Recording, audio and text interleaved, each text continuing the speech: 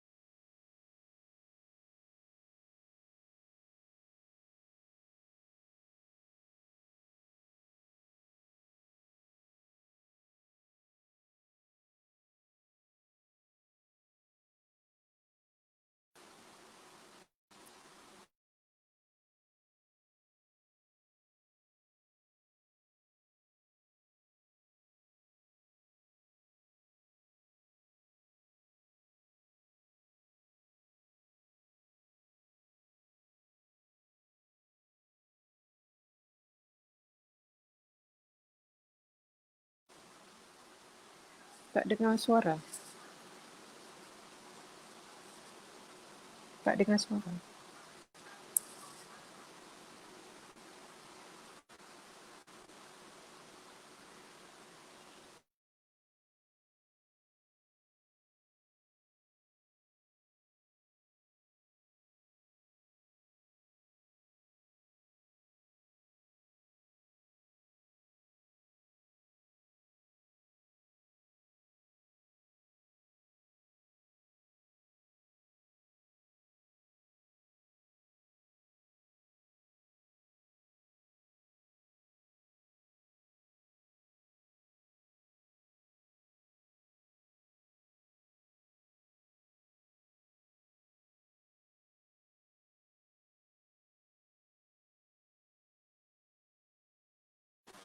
Tak dengar, Tuan Amir.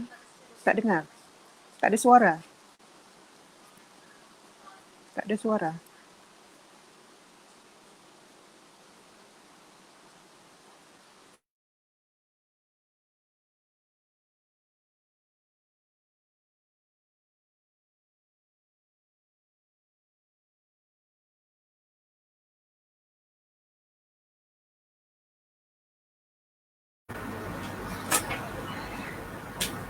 Bismillahirrahmanirrahim. Mic test. Sekarang boleh dengar? Boleh dengar suara? Haji boleh dengar? Boleh. A'udzu billahi minasy syaithanir rajim. Bismillahirrahmanirrahim. Qul a'udzu birabbil falaq. Min syarri ma khalaq. ومن شر غاسق إذا وقب ومن شر النفاثات في العقد ومن شر حاسد إذا حسد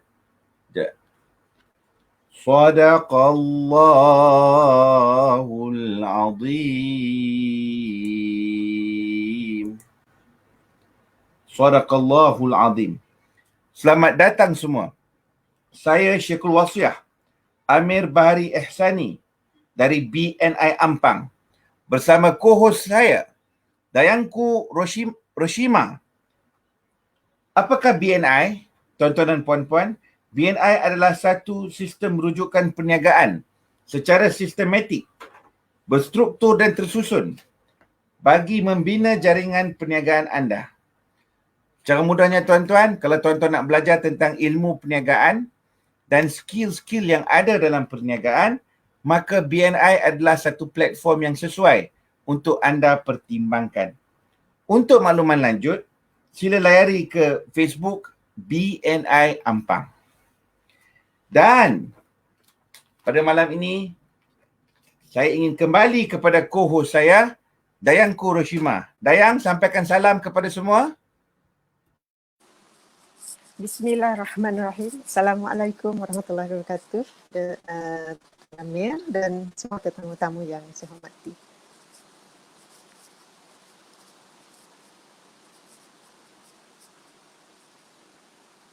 Dayang, apa khabar orang di Tawau, bah?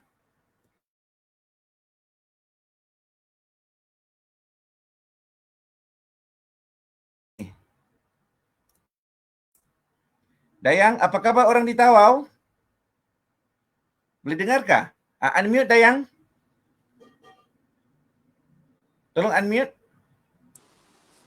Apa khabar orang di Tawau?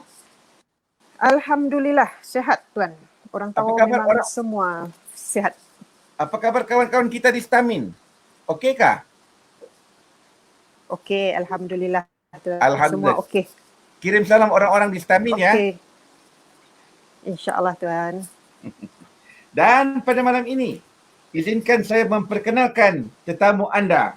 Yang pertama, tetamu tuan-tuan dan puan-puan, tetamu kita orang yang hebat-hebat pada malam ini tuan-tuan. Yang pertama, kalau harimau berantai. Kalau jejak bertapak. Dicampak ke laut menjadi pulau. Dicampak ke darat menjadi gunung. Dicampak ke udara menjadi Garuda. Orangnya, kalau tengok pun dah terus jatuh cinta tuan-tuan. Ini insya-Allah, no, garanti, no. Tak lain dan tak bukan. Tetamu yang pertama anda pada malam ini, Tuan Haji Mukhtar Abdullah. Tuan Haji, sampaikan salam kepada semua Tuan Haji. Tolong unmute Tuan Haji. Tuan Haji, sampaikan salam kepada semua. Okay. Assalamualaikum warahmatullahi wabarakatuh. Nama saya Haji Mukhtar bin Abdullah dari Terengganu. Dan selama kita hari ini membuatkan ilmu, bertadarus ilmu dengan Syekhul Wasiah Tuan Amir Bahari, kemudian co-host kita Puan Dayangku Roshima dari Tawau, dan juga Ustazah Yohanis Muhammad Yusof, dari Kuala Lumpur. Selamat kita bertemu dan keudara pada malam ini dalam satu perkongsian ilmu. Mudah-mudahan mendatangkan manfaat kepada semua yang menonton pada malam ini. Terima kasih Tuan Syekhul Amir. Terima kasih Tuan Haji. Dan seterusnya pada malam ini diperkenalkan Sri Kandi kaunselor kita, iaitu Ustazah Yohanis Muhammad Yusof. Ustazah dipersilakan untuk untuk say hello to everybody, sampaikan salam kepada semua.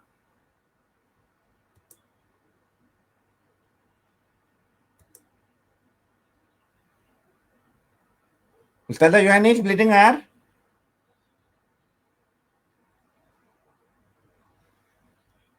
Okey, mungkin Ustazah ada gangguan internet, tidak apa, kita teruskan. Baiklah tuan-tuan dan puan-puan yang dirahmati Allah sekalian, pada malam ini Ya, hendak daun, ku beri daun. Dalam daun ada bidara. Hendak pantun, ku beri pantun. Dalam pantun ada bicara. Jika tidak kerana bulan, tidaklah puguk terbang kemari. Jika tidak, tak know, tengah mamun sikit. Ulang balik. Hendak daun, ku beri daun. Dalam daun ada bidara. Hendak pantun, ku beri pantun. Dalam pantun ada bicara.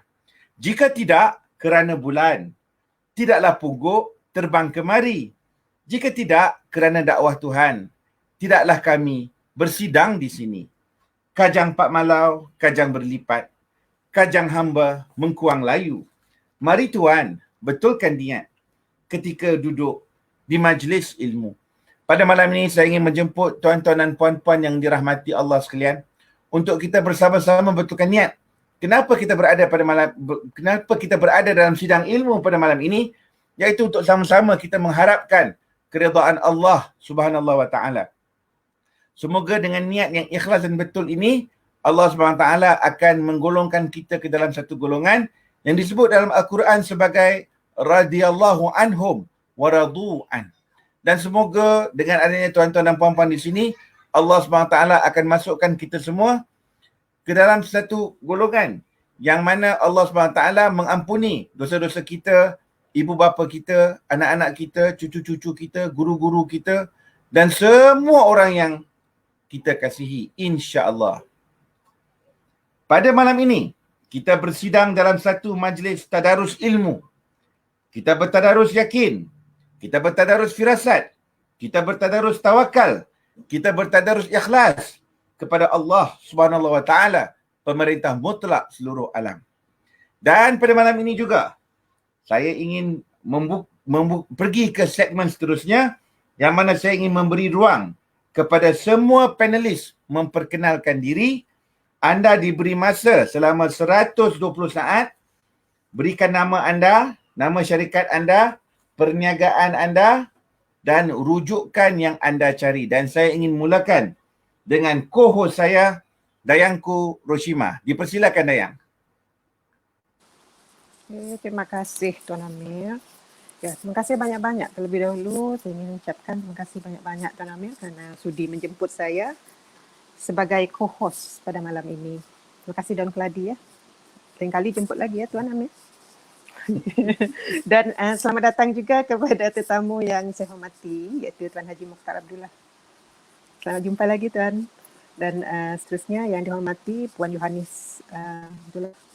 Mungkin ada masalah internet kot kan, jadi tak nampak muka dia. Okey. Di sini saya ingin memperkenalkan diri saya. Nama penuh saya Dayangku Roshima Lilia binti Awangku Kadri dari Tawau, Sabah. Saya adalah seorang peguam syara, peguam bela dan peguam syari'i dan juga seorang mediator yang bertauliah. Saya beramal di firma guaman Ketuan Awang Adnan Kadri & Co di Tawau. Dan untuk makluman semua juga tuan-tuan dan puan-puan, saya mempunyai pengalaman dalam mengendalikan kes-kes civil, kes-kes jenayah dan juga kes-kes syariah.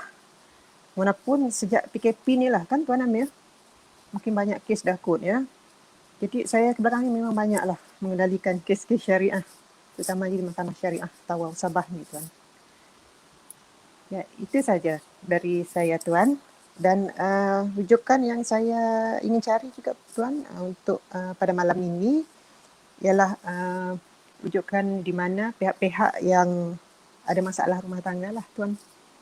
Yang di mana ibu bapa, kadang-kadang ipar duai yang dalam kemelut rumah tangga dan mereka ini sering mencampuri urusan pihak-pihak yang berkrisis dalam rumah tangga Tuan. Itu saja Tuan. Terima kasih Tuan.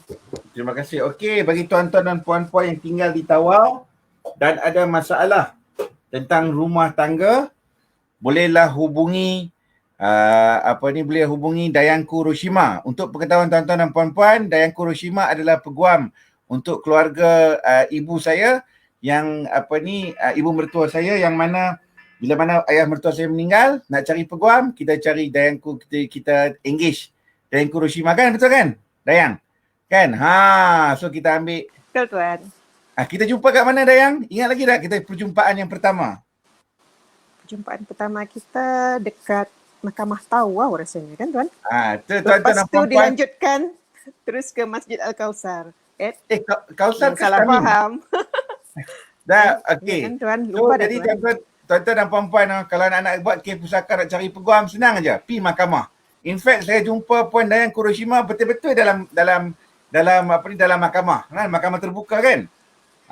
Itu pertemuan pertama. Terima kasih Dayang Kuroshima. Dan pada malam ini, saya ingin memberikan laluan kepada Tuan Haji Mokhtar untuk memperkenalkan diri beliau. Tuan Haji, anda diberi masa 2 minit untuk memperkenalkan diri anda. Falyatafaddal mashkura.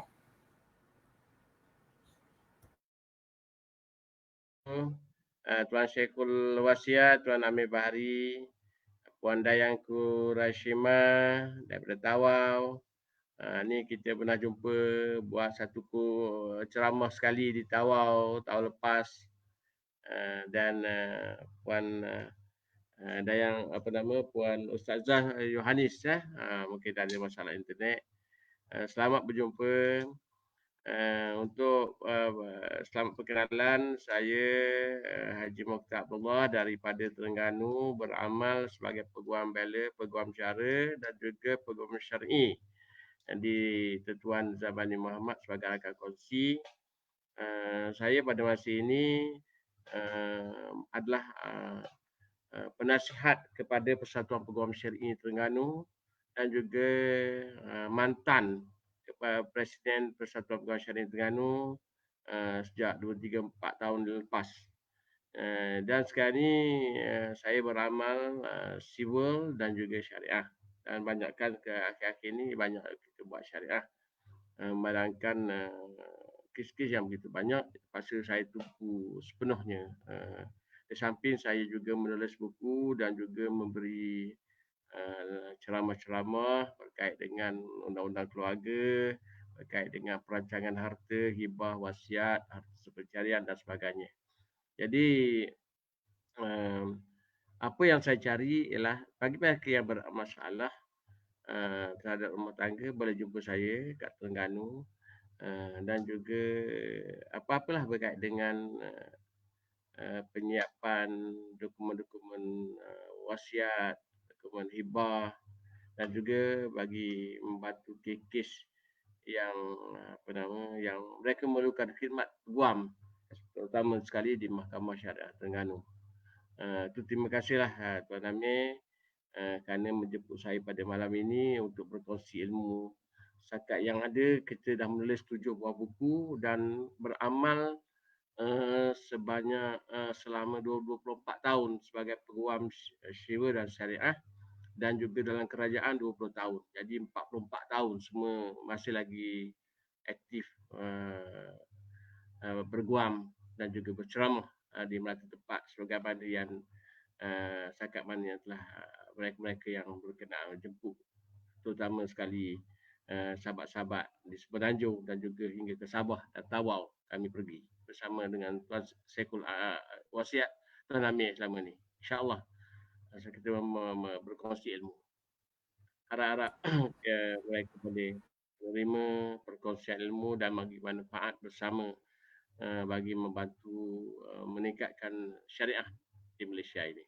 Terima kasih Tuan Syekhul Wasiat. Terima kasih Tuan Haji, terima kasih banyak-banyak. Tuan Haji baru potong rambut tau. Baru potong rambut? Potong rambut. Ni panjang sangat. Jadi saya pun dia pening, dia kena potong dulu. Kena pakai gunting nombor 1. Handsome Tuan Haji malam ni. Handsome. Macam manalah kita tak layan dengan Tuan Haji. Orangnya ibarat padi, makin tunduk, makin berisi. Baiklah, seterusnya tuan-tuan, izinkan saya untuk memperkenalkan diri saya. Assalamualaikum warahmatullahi wabarakatuh. Nama saya Amir Bahari Ihsani. Saya adalah seorang peguam bela, peguam cara di Tetuan Bahari dan Bahari. Dan saya adalah merupakan peguam yang beramal dalam bidang cinta. Kepakaran saya adalah bidang cinta. Hari Sabtu dan Ahad, tuan-tuan dan puan-puan, kerja saya untuk membuatkan anak guam saya jatuh cinta. Sebab apa? Saya adalah peguam, saya adalah pensyarah kursus pra perkahwinan. Orang yang berkahwin, nak kahwin ni tuan-tuan, yang kita tahu orang bercinta senang ya tuan-tuan. Lembek tengkok dengan lembek lutut. Kalau ini tanda orang bercinta. Tak percaya, tuan-tuan pergi kat panggung wayang. Astaghfirullahalazim. Kita pergi bukan nak tengok wayang, kita nak tengok mereka buat apa. Banyak kepala no, badan, banyak ada tinggal badan no. Kepala kat mana kita tak tahu no. Itu tanda orang bercinta. Isnin hingga Jumaat tuan-tuan, kerja saya bertukar. Kerja saya membantu anak guam saya yang terkena jerat percintaan ataupun love breakdown. Saya menolong, membantu anak guam saya untuk membubarkan perkahwinan dengan cara yang terhormat. Saya membantu mereka untuk menyediakan tuntutan tuntutan di mahkamah. Kemudian kita filekan dokumen di mahkamah, kemudian kita negotiate, kita berunding dengan pihak yang satu lagi tentang perkara-perkara yang penting seperti mut'ah, nafkah edah, nafkah anak-anak dan harta sepencarian. Kita juga berbincang tentang siapa nak jaga anak, cuti sekolah macam mana, nak beraya macam mana, supaya kita terang dan jelas apa yang perlu dilakukan. Sesungguhnya perceraian tu orang tak minta, takdir Allah SWT, tapi kita buat yang terbaik. Kita tak payah nak malukan pihak yang satu lagi dan kita buatkan secara terhormat supaya semua pihak boleh move on in life, no? Kalau saya ada masa lapang di antara hari Sabtu sampai hari Jumaat, kerja saya membantu anak guam saya menulis surat cinta yang datang dalam bentuk wasiat, pusaka dan hibah. Kerana kita berpegang kepada prinsip hidup biar susah, jangan menyusahkan. Dan alhamdulillah setakat ni orang yang buat wasiat, hibah, pusaka dengan saya ni mereka hidup lama. No, kecuali orang yang buat tu ketika buat tu memang dah sakit, cancer stage 4, tu memang tak boleh buat apa. Tapi selalunya tuan-tuan dan puan-puan, orang yang buat wasiat, pusaka dan hibah ni hidupnya lama. Sebab saya rasa mereka telah menyerahkan diri mereka kepada Allah SWT, no? Dan pada malam ni tuan-tuan, rujukan yang saya cari ialah tuan-tuan dan puan-puan sendiri, no? Kita dah buka tabung untuk produksi kita pada malam ni. Kalau tuan-tuan nak menyumbangkan wang, bermurah hati nak menyumbangkan wang, tuan-tuan bolehlah menyumbangkan wang. Kita dah buat dekat bawah ni, ke dalam akaun kami, setiap sumbangan puan dikira sebagai jariah. Seperti mana sabda Rasulullah SAW, apabila matinya anak Adam itu akan terputuslah segala amalan kecuali 3 perkara. Pertama, sedekah jariah, sedekah yang berterusan. Apa yang tuan-tuan sumbangkan dalam akaun ni tuan-tuan, selagi mana ada dalam Facebook, selagi itulah tuan-tuan mendapat jariah sampai hari akhirat insya-Allah. Yang kedua, ilmu yang bermanfaat. Kita punya program ni tuan-tuan, ilmu yang bermanfaat tuan-tuan. Kalau tuan-tuan sedekah dalam program ni, ini adalah ilmu yang bermanfaat. Selagi mana orang mengamalkan ilmu tersebut, tuan-tuan pun dapat pahala. Tuan-tuan dan puan-puan dapat pahala. Yang ketiga, doa anak yang soleh. Dan bila ada program ni tuan-tuan dan puan-puan, lepas tengok program ni, kod-kodlah tuan-tuan dan puan-puan doa kepada mak dan bapak kita, mak dan bapak tuan-tuan dan puan-puan, maka mereka juga mendapat ganjaran daripada program ni. Jadi saya nak bagi satu tip tuan-tuan dan puan-puan, kalau tuan-tuan dan puan-puan nak menyumbang, nak infak ke dalam tabung ni, tuan-tuan niat untuk diri tuan-tuan dan ibu bapa tuan-tuan yang telah pergi, supaya mereka juga mendapat manfaat di dalam amal jariah yang tuan-tuan dan puan-puan lakukan. Dan pada malam ni tuan-tuan, tajuk perkongsian kita, kisah rumah tangga. Nak campur ke idak, Bang Saleh. Oi, ni cerita tuan-tuan, orang berkahwin. Kita punya sinopsis pada malam ni ialah akhlak ketika dalam pembubaran perkahwinan.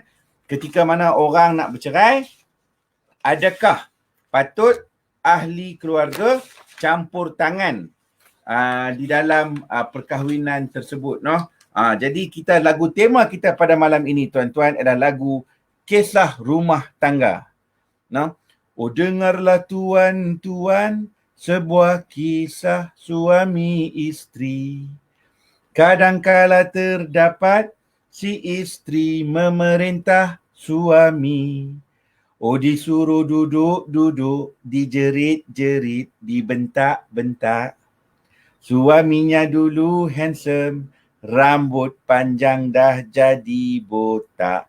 Ulala kalau memilih isteri ala abang, biar betul-betul. Jangan tersalah pilih ala abang, kena queen control. Kadang pula terdapat suami jahat, isteri budiman. Istrinya cukup sabar, perangai suami ai macam setan. Kalau di belakang isteri, joli sana, joli sini. Kalau di depan isteri, pijak semut pun tak mati. Ulala kalau memilih suami ala adik, biar betul-betul. Jangan tersalah pilih ala adik, kena kaki botol. Dan seterusnya, untuk meneruskan program pada malam ini, saya ingin memberikan laluan kepada co-host saya, Dayanku Roshima, untuk bertanyakan soalan kepada tetamu kita, Tuan Haji Mukhtar Abdullah. Dipersilakan Dayang. Ya, terima kasih Tuan Amir. Sedap sangat suara tu. Boleh jadi penyanyi dah ni. Okey, baik. Tadi sesi pengenalan diri pun telah selesai. Jadi sekarang ni nak bertanyalah dengan tetamu terhormat kita lah, iaitu Tuan Haji Mukhtar.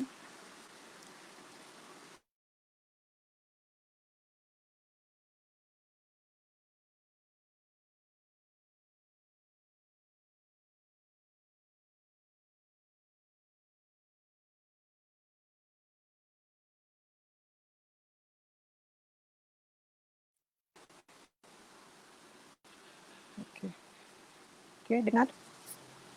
Dengar Tuan? Okey. Okey Tuan, ini soalannya Tuan. Ada tak isteri Tuan yang mengadu dekat Tuan Haji lah kan? Sebagai peguam katanya lah. Beliau ni tak boleh lagi hidup dengan suaminya disebabkan sikap panas baran, malas bekerja, tidak bagi nafkah dan suka maki hamun bila ada perkara-perkara perselisihan kecil. Malah suami ni ugut pula Tuan. Suami ni ugut kan, dia tak nak lah ceraikan isteri dia. Hatta kalau kes cerai ni dibawa ke mahkamah pun, suami tu cakap tak nak dia. Jadi Tuan, apa nasihat Tuan Haji kepada pasangannya? Itu soalan saya daripada Tuan Haji. Boleh jelas Tuan? Unmute Tuan, unmute. Tak dengar Tuan. Okey, boleh dengar? Boleh okey. Alhamdulillah dengan soalan ni saya nak pergi kepada macam mana Islam memberi ruang kepada pihak-pihak yang menjalani penghidupan. Terutama sekali kita kena kembali kepada tujuan kita kahwin. Tujuan kita kahwin ni ialah sebenarnya adanya kasih sayang di antara satu sama lain. Orang ni melayani, orang ni dilayani. Jadi ada kemesraan. Itu tujuan matlamat kita berkahwin. Jadi ada tanggungjawab. Jadi ada kasih sayang. Dalam usaha-usaha begini, sudah tentulah satu rumah tangga yang mantap perlu ada dalam rumah tangga. Sebelum saya jawab soalan ni lah. Dalam surah Ar-Rum ayat 21, ni biasa saya baca. Bismillahirrahmanirrahim. Wa min ayatihi an khalaqalakum min anfusikum azwajan litaskunu ilaiha wa ja'ala bainakum mawaddatan wa rahmah.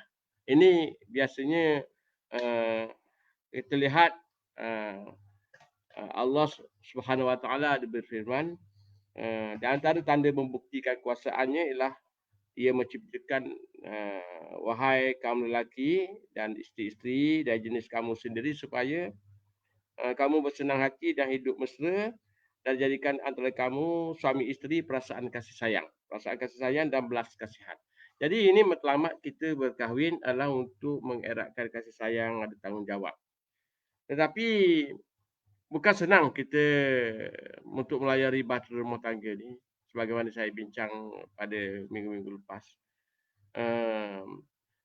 Tidak semudah itu kita melayari, dan kadang-kadang ada yang ada kasih sayang, ada yang bergolak rumah tangga dan akhirnya berakhir dengan perceraian.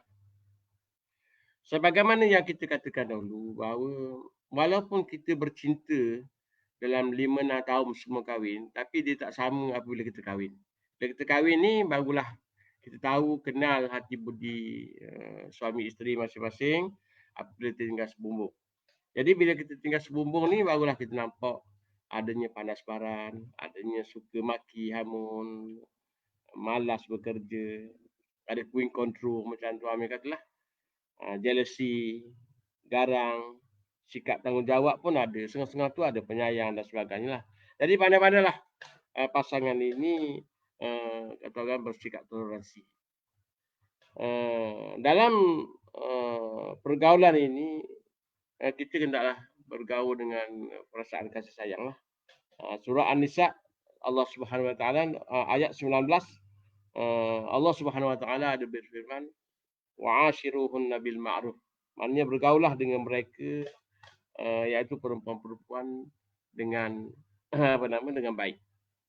Jadi ini kedudukan macam mana Islam mengaturkan supaya kita kena ada kasih sayang, hidup berbaik-baik.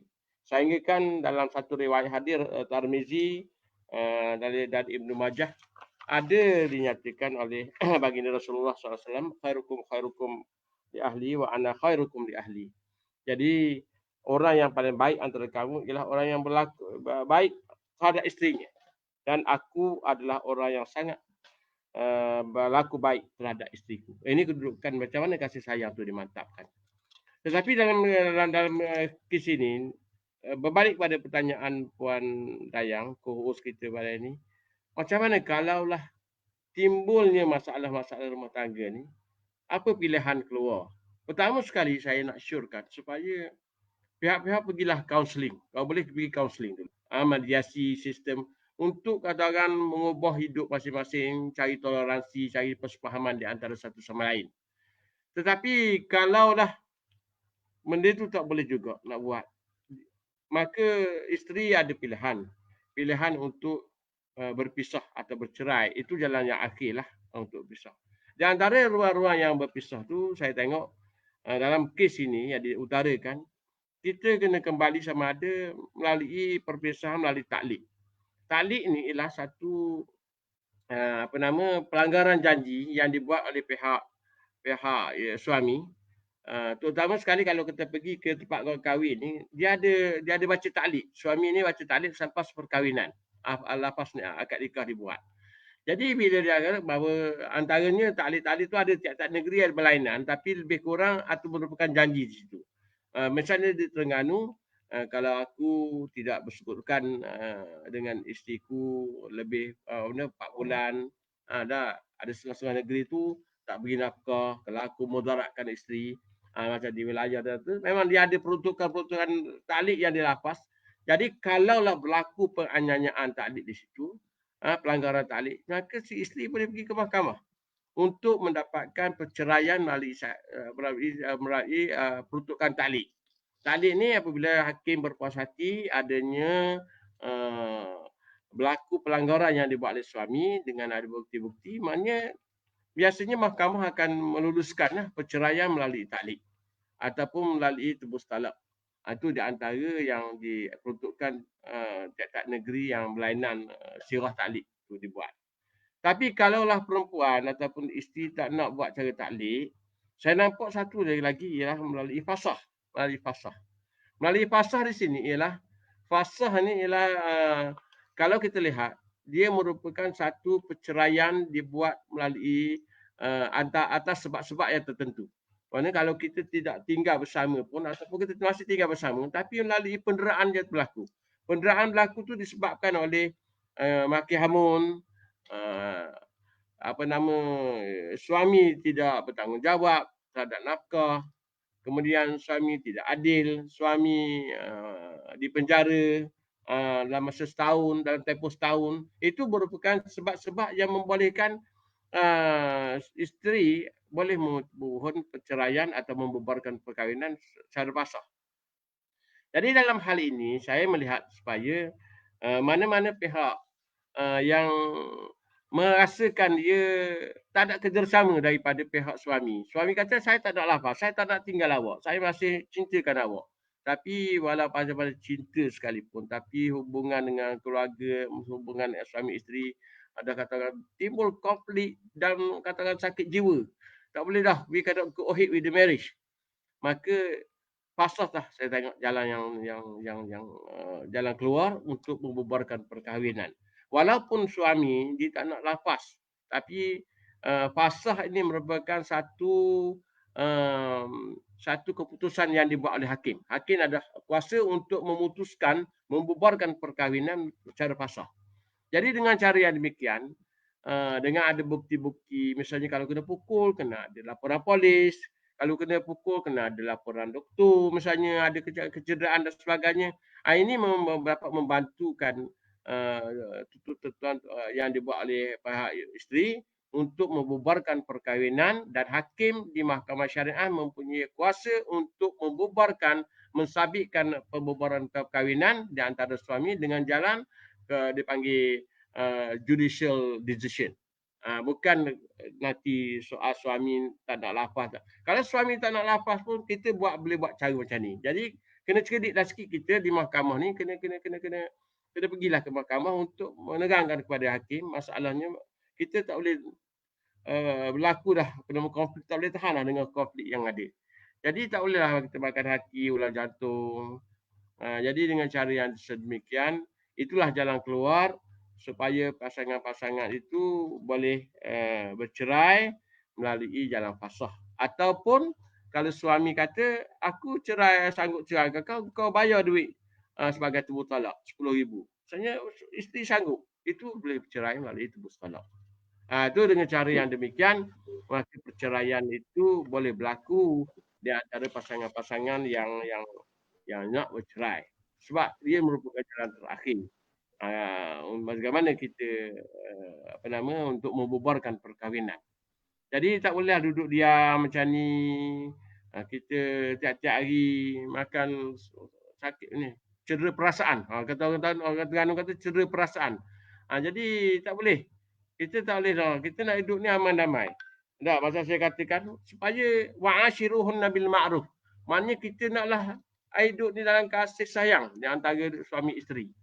Jadi dengan cara yang demikian, itulah jalan keluar yang saya nak nasihatkan kepada perempuan. Saya banyak terima call, terutama zaman-zaman PKP ni.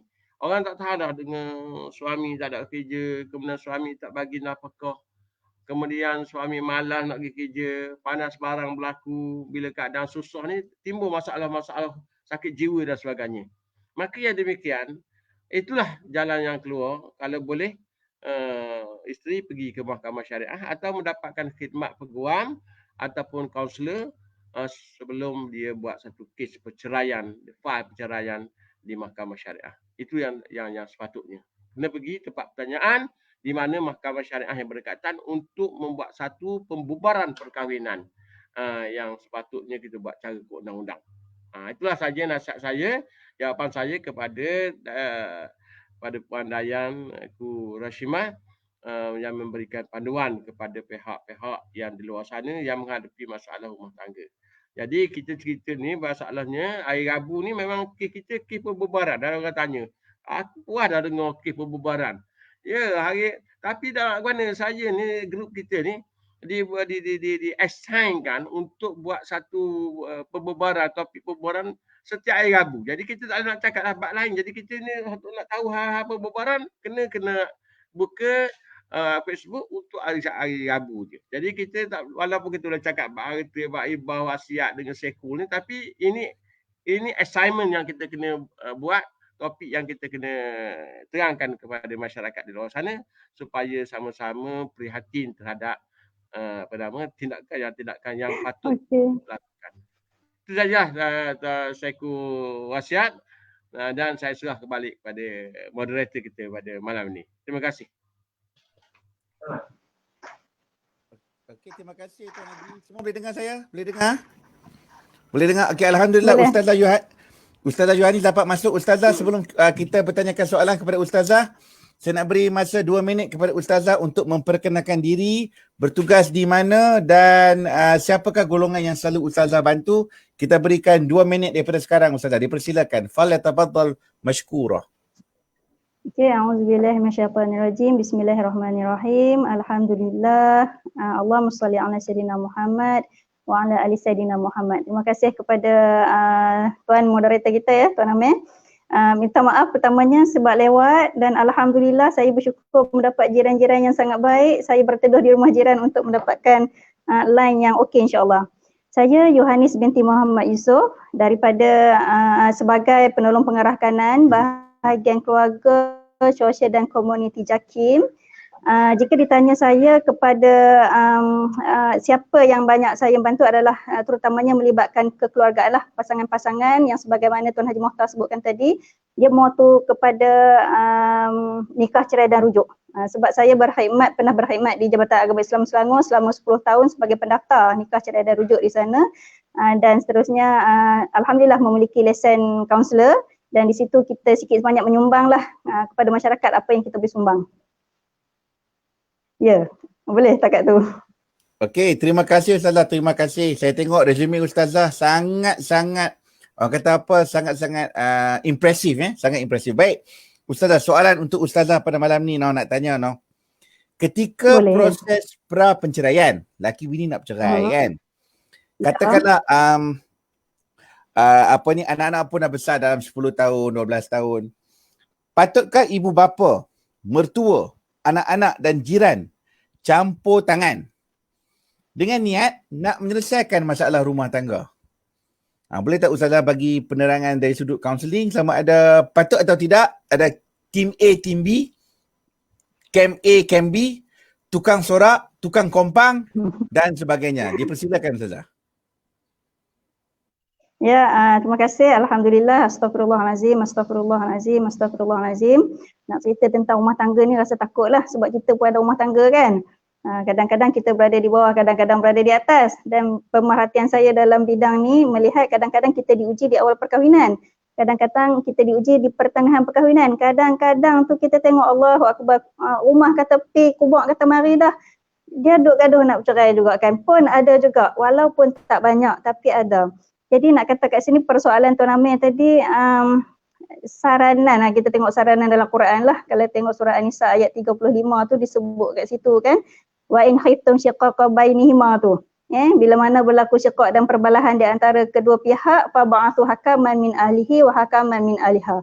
Nak katanya carilah pendamai, juru runding antara kedua pihak, daripada pihak lelaki dan pihak perempuan untuk islahkan, untuk mendamaikan kedua belah pihak. Dan ayat Quran ini memang diguna pakai dalam perundangan keluarga.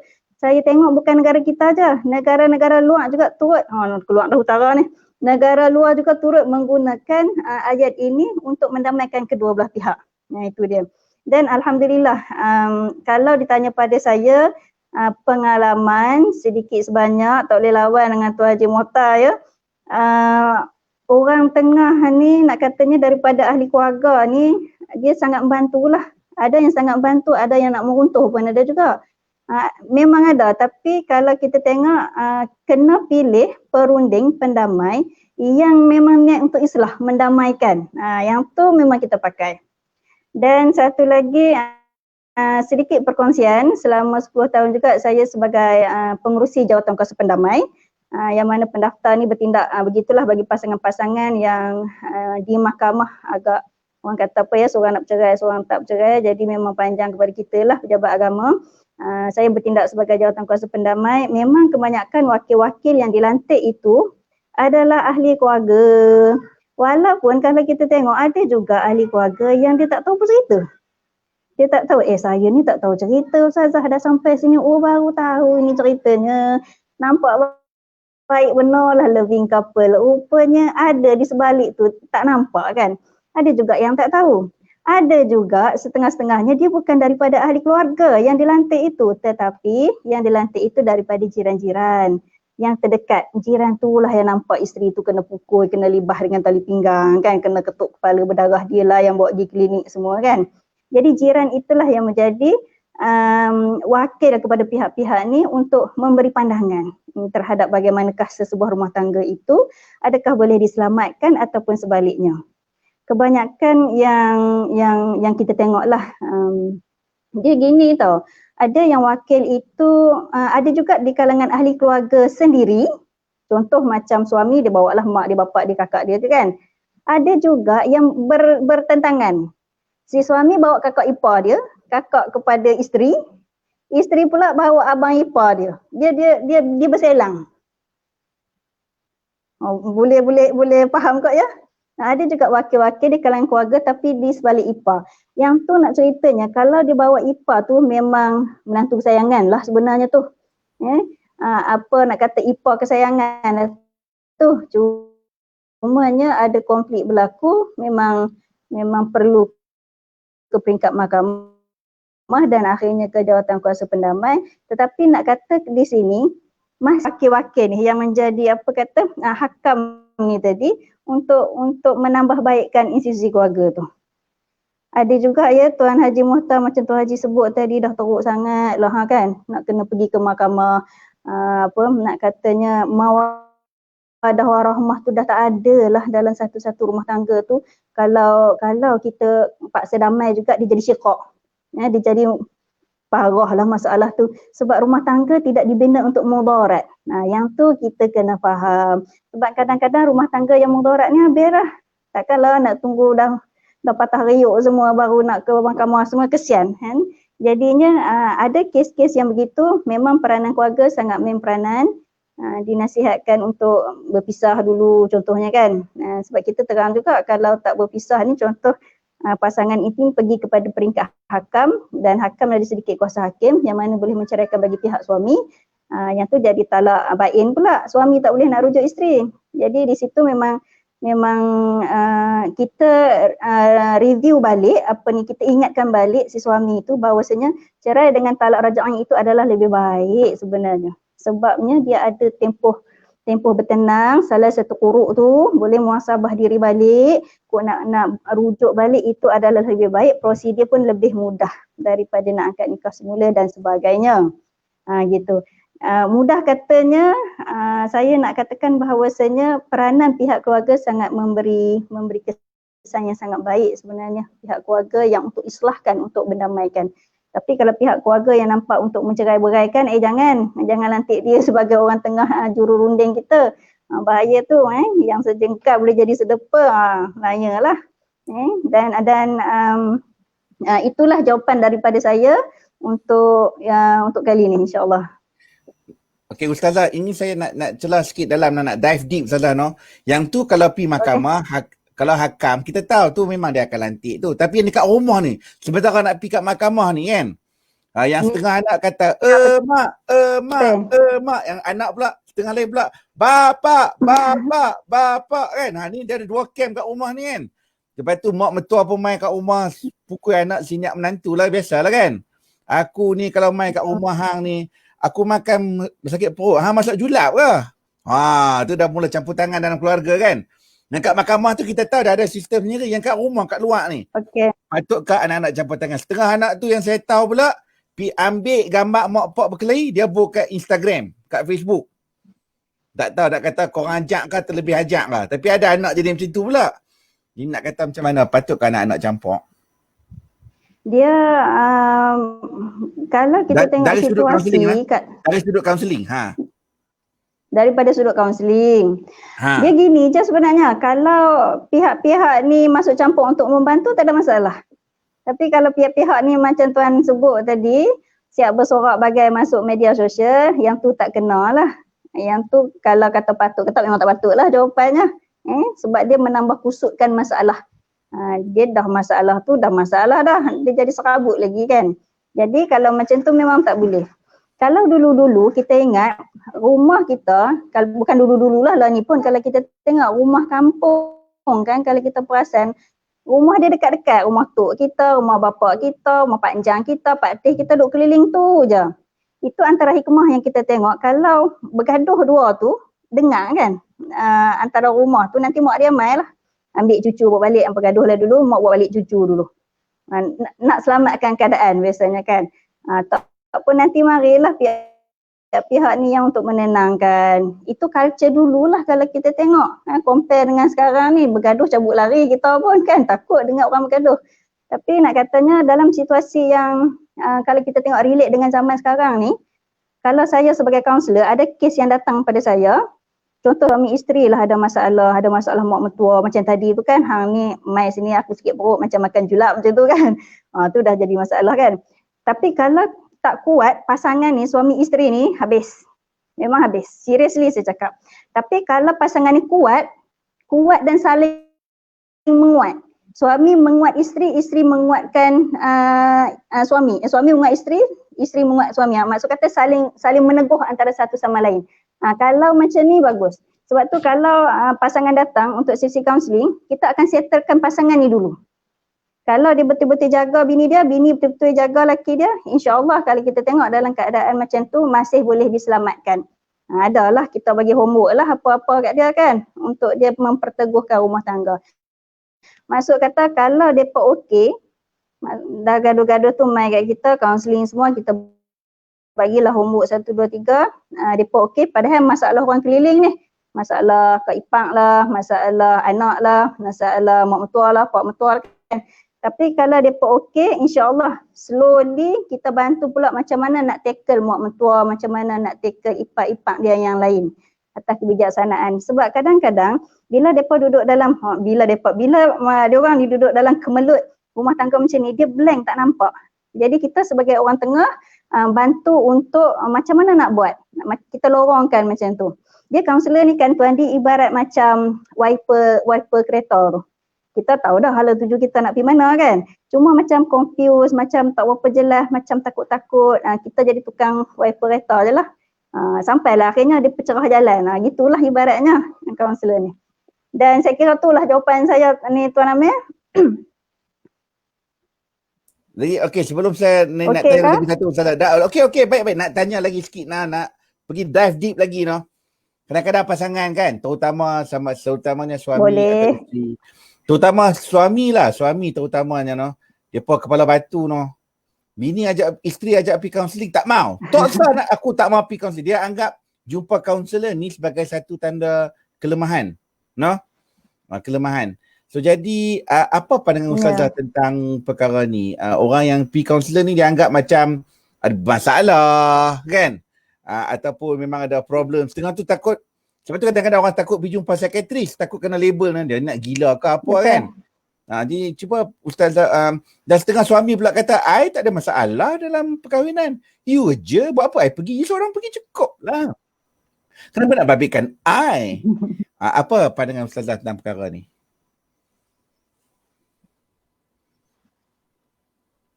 Ustazah?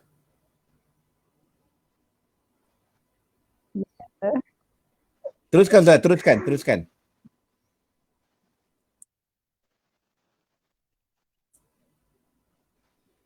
Okey you, I jawab je.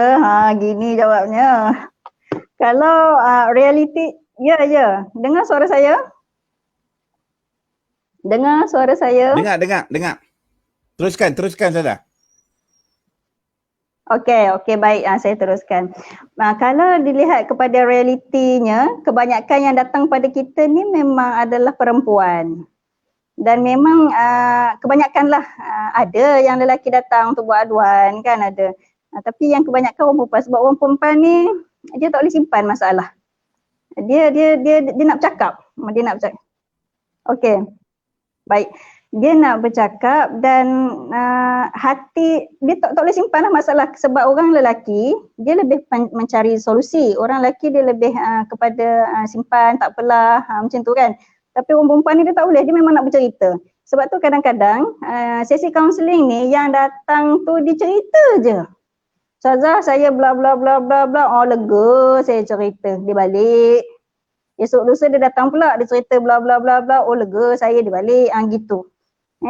Ada setengah kes yang kita panggil suami sangat beri kerjasama datang. Saya memang seriously saya beritahu kepada tuan-tuan di luar sana, saya sangat respect kepada suami yang turut hadir bersama ketika dalam sesi kaunseling. Seriously, saya sangat respect.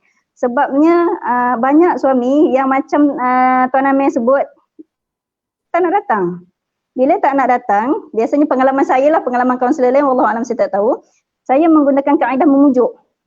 Kita pujuk kan, nak katanya mudahnya kita call suami itu, memang saya akan kata tuan, saya rasa tak adil lah saya kata, sebabnya saya dah dengar cerita sebelah pihak. Jadi apa kata tuan datang sembang-sembang dengan saya kan. Kalau sebut datanglah sesi kaunseling dengan saya, tu stigma kaunseling tu dia rasa berat sikit lah, payah sikit lah nak datang kan, tapi kita ajak dia sembang-sembang, so dia memang datanglah klien macam tu. Tapi ada juga yang kita call susah, tak nak datang tapi melalui telefon okey. Yang tak nak datang langsung pun ada. Tak nak, memang by hook or by crook, aku tak nak macam tu ada jugalah. Saya tak pasti kerana apa, mungkin kerana egonya ke, kerana malah nak menceceh-menceceh, bising-bising rumah tangga ke, wallahualam kita tak tahu apa pandangan dia. Tetapi kalau dia tak datang untuk sesi kaunseling, kita susahlah. Sebab rumah tangga ni kita bina bersama-sama suami isteri. Rumah tangga ni dia tak boleh bangun seorang, dia kena bangun tu bersama-sama, baru dia akan seiring. Kalau dia seorang bangun, seorang runtuh, kita panggil isteri. Kalau isteri mengadu, kita panggil suami. Tapi kalau suami tak datang, isteri je mengadu, jadi kita bagi peneguhan kepada isteri macam mana nak buat. Sebab kadang-kadang kita duk kata suami saya tak ubahlah Ustazah. Rumah tangga begitu, kadang-kadang bukan daripada suami, daripada isteri pun ada juga yang menyebabkan suami jadi macam tu pun ada juga. Jadi kita lebih kepada koreksi diri dan baiki, cuba adjust mana yang patut dan kita tengok respon suami macam mana. Ada juga begitu. Kadang-kadang redha seorang isteri tu tak berapa ada. Cuma contoh daripada sudut nafkah, suami dia parah-parah mampu aja. Tapi dia bila top up sikit dia dah bising. Ada juga. Padahal dia kategori membantu rumah tangga pun ada juga orang macam tu. Saya kira mungkin daripada sudut ilmunya, bila mana dia menginfakkan dapat dua sedekah pula tu, sedekah karobat dengan sedekah pahala sedekah tu. Itulah saya kata kadang-kadang ilmu ni juga yang menyebabkan seseorang itu stres dalam rumah tangga, padahal kita boleh adjust. Itu cerita tentang nafkah. Ada juga kes, bila Tuan Amir sebut tu saya teringat kes saya, satu kes saya, pasangan ni PJJ tau. Bila pasangan ni PJJ, si duduk jauh, anak ada 3, anak dengan isteri menguruskan anak sepenuhnya, suami seminggu sekali, kadang 2 minggu sekali baru balik. Isteri try adjust kerja suami supaya menjadi dekat, tetapi ada saja alasan yang diberikan dan akhirnya PJJ macam itulah. Jadi si isteri datang, pejabat agama buat report untuk sesi kaunseling. Asalnya tak nak bercerai, tak nak pun. Duk cerita gini-gini, so kita panggil suami datang, jauh dia datang. So bila suami itu datang, kita macam biasa, kita rolling cara kan, kita tengok mana yang kita boleh tolong. Cuma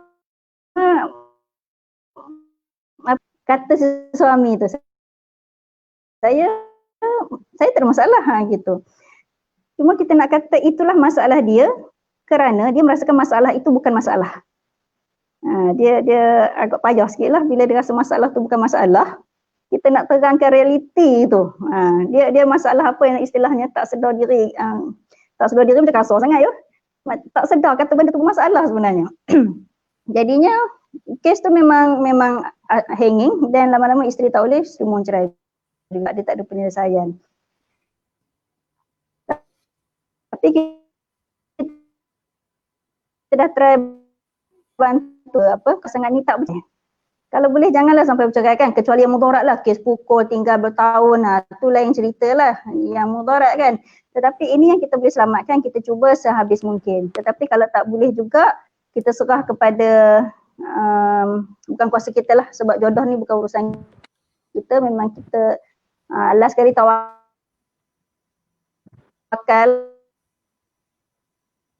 gitu. Kalau ada jodoh ada, kalau tak ada tak ada. Kalau tak ada memang sampai ke mahkamah, akhirnya pembubaran perkahwinan, perceraian akan berlaku. Sekurang bantu yang terbaik. Gitulah Tuan Amir. Terima kasih Ustazah, satu penceraian cukup baik, cukup mendalam, dan seterusnya saya serahkan kepada dayangku untuk bertanyakan soalan kepada Tuan Haji Mokhtar. Dipersilakan Dayang.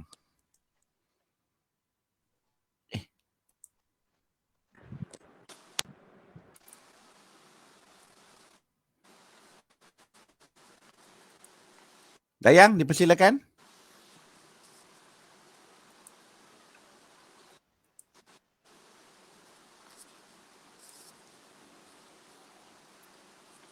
Ya Tuan. Maaf, tak berapa clear suara. Sekarang boleh dengar? Internet saya yang tak berapa elok. Walaupun terima kasih Ustazah. Ya, okey. Boleh dah. Boleh dah. Okey, terima kasih Ustazah Yanis. Satu inilah yang sangat padu, terbaik. Satu nasihat yang terbaik dan padu.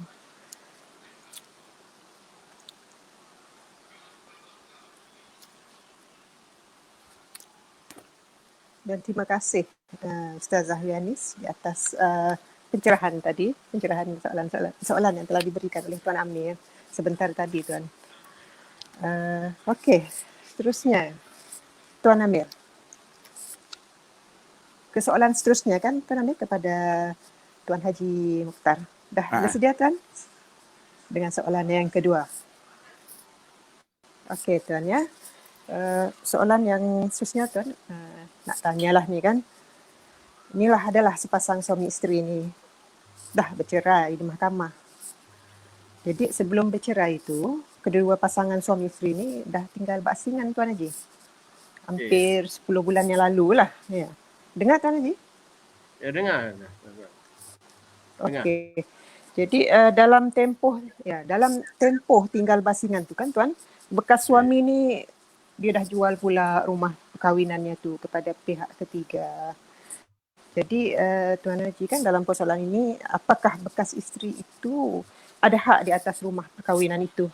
Jadi minta pencerahan daripada Tuan Haji sebagai seorang peguam. Ya, terima kasih Puan Dayang. Silakan Tuan Haji. Terima kasih. Dengar Dengar tak? Dengar? Dengar? Okey. Okey. Terima kasih Puan Dayang dan juga ahli panel semua, Tuan Syekhul Wasiah, Tuan Amir. Kait gini ya.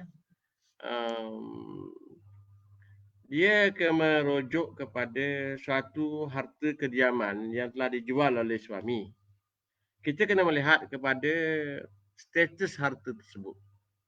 Kalau harta tersebut diperolehi ataupun dibuat dalam masa tempoh perkahwinan, saya mengesyorkan supaya pihak-pihak kena faham tentang tarikh harta sepencarian. Harta sepencarian ini adalah satu harta yang diperolehi dalam masa perkahwinan berdasarkan daripada hukum-hukum syarak yang telah ditentukan oleh hukum syarak. Kemudian salah satu harta sepencarian ini ialah kalau takrifnya dia mesti diperolehi dan diusahakan dalam masa perkahwinan. Tak kira lah dia curang, dia berjual dan sebagainya. Lepas dari itu soal nak tentukan status harta pencarian. Kalaulah misalnya tarikh harta pencarian ini walaupun didapat dalam masa perkahwinan, tetapi dia melalui hibah, melalui pesaka misalnya, ataupun melalui hadiah, itu sebenarnya bukan harta pencarian. Atau harta tersebut diperolehi satu pasangan. Salah satu seorang pasangan itu diperolehi sebelum dia orang berkahwin. Itu bukan harta pencarian. Jadi untuk menentukan sebelum dia orang menentukan atau menuntut status rumah kediaman, dia kena faham apa dia harta sepencarian? Iaitu harta yang diperolehi dalam masa perkahwinan dengan takat sumbangan pihak-pihak sama ada melalui moral ataupun melalui material. Jadi dalam kes ni, sebelum mereka bercerai, mereka telah pun tinggal berasingan. Katakanlah yang tinggal dalam rumah kediaman tersebut adalah suami. Suami dengan cara diam-diam, dia menjualkan harta tersebut sebelum bercerai lagi, proses bercerai lagi. Kemudian isteri dapat tahu bahawa harta tersebut telah pun dijual secara diam, secara senyap-senyap oleh pihak bekas suami kepada pihak yang ketiga.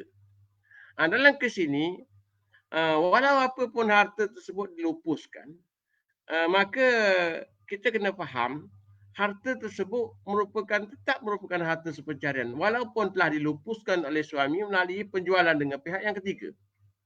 Dalam kes ini, saya pernah buat satu kes di mana pihak isteri ataupun pihak suami telah menjual harta tersebut. Jadi apa yang sepatutnya dibuat oleh pihak satu pasangan lagi ataupun pihak isteri ialah dia kena pergi cek di jabat tanah. Kena pergi buat semakan di jabat tanah. Betul tak harta yang rumah atas nama kediaman ataupun rumah geran yang berkenaan tu atas nama pihak yang ketiga. Dan kena cari salah satu bahan bukti ialah borang 14A ataupun borang pindah milik yang telah disempurnakan oleh bekas suami dengan pihak yang ketiga. Berapa dijual? Kalau dijual, bila dijual? Bila dijual, berapa dijual? Katalah dijual dengan harga RM240,000 pihak yang ketiga. Dalam arti kata lain, pihak isteri boleh menuntut nilai harta sepencarian itu biar mahkamah tentukan berapa dia dapat. Kalau misalnya dia berhak kepada 1/2 bahagian, artinya dia dah dapat dalam RM120,000 daripada nilai separuh 50% daripada harta yang dijual. Katakan 1/4. Kalau 1/4 dia memperolehi RM60,000. Jadi untuk membuktikan dia entitled kepada harta sepencarian tersebut, dia kena bukti di mahkamah. Satu, harta tersebut mestilah harta yang dibina, yang diperolehi dalam tempoh perkahwinan di antara suami isteri tersebut. Satu. Yang kedua, dia kena putuskan ataupun dia kena membuktikan apakah sumbangan dia kepada perolehan harta tersebut. Walaupun harta tersebut pernah atas nama suami, dia daftar atas nama bekas suami. Jadi dalam buktikan sumbangan ini, dia kena buktikan dari segi moral contribution. Moral contribution ni saya rasa tak payah. Dia kata ke mahkamah, beritahu evidence, bajinah di mahkamah bahawa dia seorang isteri, dia membesarkan anak-anak, dia jaga rumah tangga suami, pakaian suami, masak dan sebagainya, jaga membesarkan anak-anak. Itu moral contribution yang mahkamah telah iktirafkan dari segi hak isteri walaupun dia tidak ada sumbangan apa-apa. Kemudian kalaulah isteri itu ada sumbangan dari segi material, katalah dia mengeluarkan pendahuluan untuk beli rumah, untuk membaiki rumah. Artinya di sini kalaulah dia ada contribution, boleh buktikan kepada mahkamah dia ada beri sumbangan material, kalau dia gadai barang dia, barang kemas dia untuk top up kepada perolehan menambah baik harta rumah tersebut. Artinya dia mempunyai saham yang nilai cukup tinggi yang mahkamah akan beri mungkin separuh daripada nilai harta yang telah dijual. Kalau harta demikian, walaupun dengan bukti-bukti, dengan saksi-saksi yang ada, bawa tukang rumah, bawa siapa wari-wari yang bertunjukkan bahawa ni harta yang telah diperolehi dalam masa perkahwinan, dengan bukti bayinah yang ada di situ, artinya mahkamah mungkin beri separuh, 50% dari suami dan 50% isteri. Jadi dalam menentukan harta sepencarian ini ialah pertama sekali, selain daripada sumbangan pihak-pihak, kita nak beritahu kepada masyarakat di luar sana, bila kita boleh tuntut harta sepencarian. Untuk menuntut harta sepencarian, dia melalui satu keadaan-keadaan ataupun 3 keadaan yang perlu kita isteri di luar sana tahu ataupun suami. Suami pun boleh menuntut harta sepencarian walaupun nama atau nama isteri, dia boleh tuntut atau berdasarkan daripada sumbangan yang ada. Pertama sekali, dalam keadaannya ialah pertama, dia boleh menuntut harta sepencarian ini ketika dalam proses dia orang berkahwin. Ketika dia berkahwin, dia boleh tuntut. Sama ada nak tuntut ataupun ketika ada suami berpoligami. Masa dalam perkahwinan kemudian suami nak poligami, kita boleh tuntut atas percayaan hak kita untuk tentukan first wife untuk dengan suami yang ada. Itu kedudukan pertama ialah ketika dalam tempoh perkahwinan berjalan di antara pihak suami dengan isteri. Kita boleh tuntut masa tu.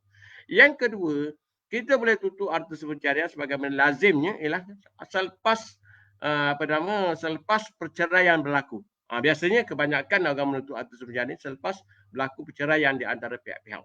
Walaupun nama suami, tapi isteri boleh tuntut hak dia dari segi harta pencarian.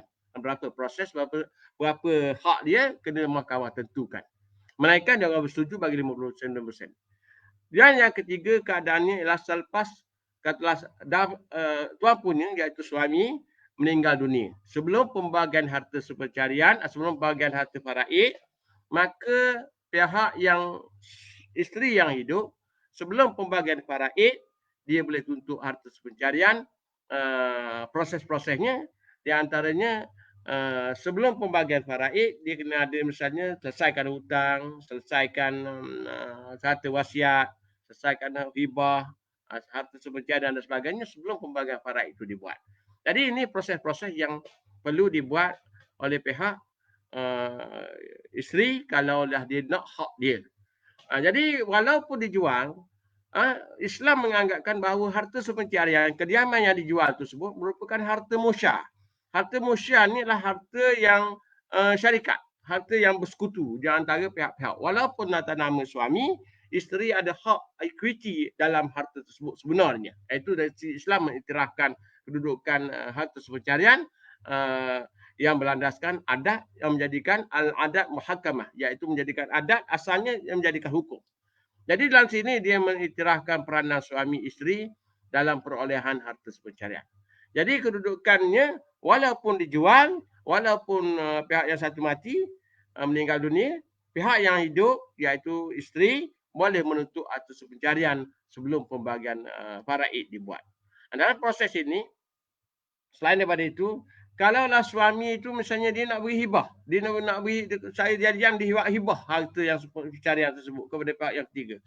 Walaupun ada konflik di antara berlaku di antara hibah dengan harta sepencarian, maka harta dari segi undang-undang, dari segi syarak, harta sepencarian lebih kuat diiktiraf daripada harta yang telah diberi oleh pihak suami kepada pihak yang lain. Jadi dia merupakan satu harta perkongsian yang perlu diiktiraf untuk dapatkan kebenaran, mendapatkan izin pihak yang satu lagi sebelum apa-apa lupusan ataupun hibah nak jual pun mesti dah kena dapat izin dengan pihak yang sama ada isteri atau bukan isteri. Itu kedudukan harta sepencarian yang pihak-pihak kena faham apa-apa pun nak dilakukan oleh pihak satu lagi, pihak yang ada daftar atas nama, dia mestilah dapat endorsement atau dapat consent, dapat izin daripada pihak yang berkongsi iaitu suami isteri dalam konsep harta sepencarian. Dia lebih kuat kerana dia merupakan harta musyah yang perlu diselesaikan dulu pekat suami isteri. Walaupun harta itu dijual, maka hak isteri masih ada dalam equity, dalam saham harta sepencarian tersebut. Jadi di sini tak ada susah dari segi pihak sama ada boleh jual ataupun tidak. Jadi di sinilah kena pihak yang suami isteri ini kena main peranan untuk menentukan hak dia jangan diabaikan. Melainkan dia setuju atau tidak itu soal dia untuk tutup di mahkamah atau tidak. Itu saja setakat Tuan Amir. Puan Dayang Qurashimah kalau ada nak tambah boleh ditambahkan berkait dengan harta sepencarian walaupun mereka telah bercerai. Haji, ambo ada dua soalan je. Boleh. Ambo ada dua soalan. Satu soalan bodoh, satu soalan cerdik. Nak hak mana dulu? Hak cerdik ke hak bodoh dulu? Haji kena pilih dulu. Nak hak soalan hak cerdik ke hak bodoh? Hak bodoh dulu senang. Hak bodoh. Okey Ji. Kalau isteri ni Ji, setiap kali dia bersama suami, dia tulis kat diary. Okay, malam Jumaat dengan suami kan. Malam Isnin setiap kali kan. Kalau dia boleh bawa diary ni di mahkamah, adakah ini akan menguatkan melebihkan tuntutan atas pencarian sebagai sumbangan moral dalam bentuk bukti bayyinah al-mukarramah dalam diary ni? 20 tahun kahwin, 20 tahun diary, setiap kali bersama dia record ada entry dalam diary tu Ji. Apa pandangan Tuan Haji Mokhtar sebagai peguam Dia, tersohor di Ganu? dia begini Tuan Amir, ya, apa-apa bukti mestilah ditampilkan di mahkamah. Al-bayyinah 'alal mudda'i ini kaedah fiqh yang kena dibuktikan di mahkamah. Jadi dalam kes ini dia nak sama, dia telah memberi satu sumbangan katakan sumbangan moral, sumbangan inspirasi kepada suami untuk memantapkan suami isteri dalam rumah tangga. Dari ni sebagai bayinah je, kalau tak ada tu pun mesti ada faham dah. Dia keluar ada dapat anak pun, anak 10 orang pun memang satu bukti bahawa ini satu kerjasama. Dia melahirkan anak. Sebab itulah pembahagian harta semencarian ni, terutama sekali kalau kita tengok Section 59 berkait dengan pembahagian harta semencarian, dia mengambil kira hal anak-anak yang dibesarkan, anak-anak yang belum dewasa. Dalam macam mana dia dibesarkan, dibela oleh pihak terutamanya peranan isteri. Memang kita tak nak nafi peranan isteri. Dia walaupun dia tak sumbangan dari segi material, tapi sumbangan moral dia tu dalam membesarkan anak-anak, dalam menjaga anak-anak, sehingga anak-anak berjaya. Itu satu sumbangan yang perlu diiktiraf oleh mahkamah terhadap equity di dalam sebenarnya di dalam harta seperti tersebut. Itu soalan bodoh yang saya jawab. Memang itu peranan yang mahkamah cari template-nya dia ambil kira. Dia cakap senang je. Kita tahu harta sepencarian ni, kalau isteri boleh bagi sijil nikah je, dia boleh dapat 33%. Sungguh? Ya. Okey, sekarang ni dia kata ambo nak 45%. Nah, ambo bagi diary ni menunjukkan sumbangan ni laki dia ni memang kuat nafsu. Dia tunjuk. Boleh dapat lebih daripada 33 tak? Boleh tak ada masalah. Kalau mahkamah itu bayinah yang kuat, itu bukti dia ada tulis dengan tulisan-tulisan dia, dengan bukti-bukti tak ada masalah. Okey, baik Haji. Baik, okey, kalau begitu tak apalah. So tuan-tuan dan puan-puan di luar sana, kalau belah bersama dengan suami, kena buat diary lah, no? Bukan saya kata, Pak Haji yang kata nak tuntut lebih, bawa diary, no? Baik. Soalan kedua Tuan Haji, okey, bila Tuan Haji bercakap tadi, saya tertarik Tuan Haji kata, kalau hibah lawan dengan harta sepencarian menang dulu, betul? Ya, betul. Baik. Sekarang ni kalau produk PNB, hibah, tabung haji hibah tu macam mana Haji? Nak cabar tak cabar Haji? Kalau saya cabar Haji, kalau dia nak cakap Haji ni kita cabar. Kita cabur.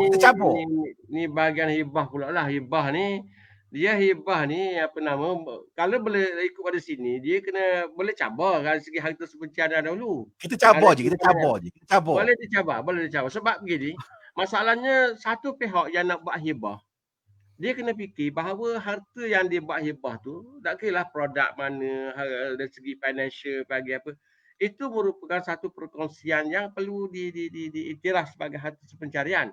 Saving dia yang telah diberi buat hibah, beli barang-barang, produk-produk, dia boleh cabar dari segi hibah tu. Dia mesti dapatkan izin dahulu pihak yang hendak buat hibah, terutama sekali apabila berlakunya pihak isteri untuk menuntut atas pencarian di atas produk yang dibuat hibah tersebut. Itu satu benda yang bagi saya walau boleh cabar lagi. Kalau bawa ifsar Ji? Ya. Ji, kalau takaful bawa ifsar boleh cabar Ji? Dia tu kalau dia ada takaful bawa ifsar. Dia pun ada hibah juga. Dalam ifsar begini, dia ada satu peruntukan yang telah diiktirafkan oleh undang-undang. Jadi dalam kes ini saya nampak apabila mahkamah beri satu ikatan kontrak di antara pihak-pihak, iaitu pihak yang isteri, pihak yang suami yang telah mengambil takaful. Jadi mahkamah iktiraf siapa penama yang ada pada takaful tersebut. Kalau misalnya orang yang mengambil insurans meninggal, kalau dia berbuh nama khas isteri sepenuhnya terhadap orang yang berhak menerima takaful, artinya benda begini sudah diaturkan dari segi undang-undang, hak yang takaful dilaksanakan di bawah satu kontrak hibah amanah, hibah takaful, supaya dibayar kepada penama yang dinamakan dalam takaful tersebut. Itu undang-undang jelas di situ. Jadi isu harta sepencarian tak timbul lah sebab yang dapat tu isteri dia dan sebagainya kan? Ya ya. Kalau Tapi istilah kalau yang ada duit tu pergi kat girlfriend ke, isteri kedua ke, ketiga ke, nak cabar tak? ha. Sungguh Tapi ni boleh duit cabar. ni main-main Saya ni, tengok cabar. itu dari segi lah sebab dia diprotek oleh undang-undang. Jadi kena faham lah kedudukan nak cabar pun boleh, tak ada masalah. Benda tu never be tested lagi lah. Benda tu tidak dicabar lagi di mahkamah. Kita tengok apa masalahnya kedudukan undang-undang berkait dengan apabila dicabar begitu. Ji, nak Tapi tanya jangan marah. tapi boleh pihak yang satu lagi atau yang terkilan, kalau pihak waris ataupun pihak isteri boleh mencabar kalau bukan dia jadi penama. Tapi masalahnya saya tengok dari segi kekukuhan undang-undang itu sendiri, dari segi kita nak kena biasanya takaful ni dia di bawah mahkamah sivil. Jadi nak cabar pun dia ada satu undang-undang IPSA yang protect berhubung dengan perjalanan dan pembayaran takaful selepas pencarum meninggal dunia ataupun pihak yang menyimpan mengambil insurans.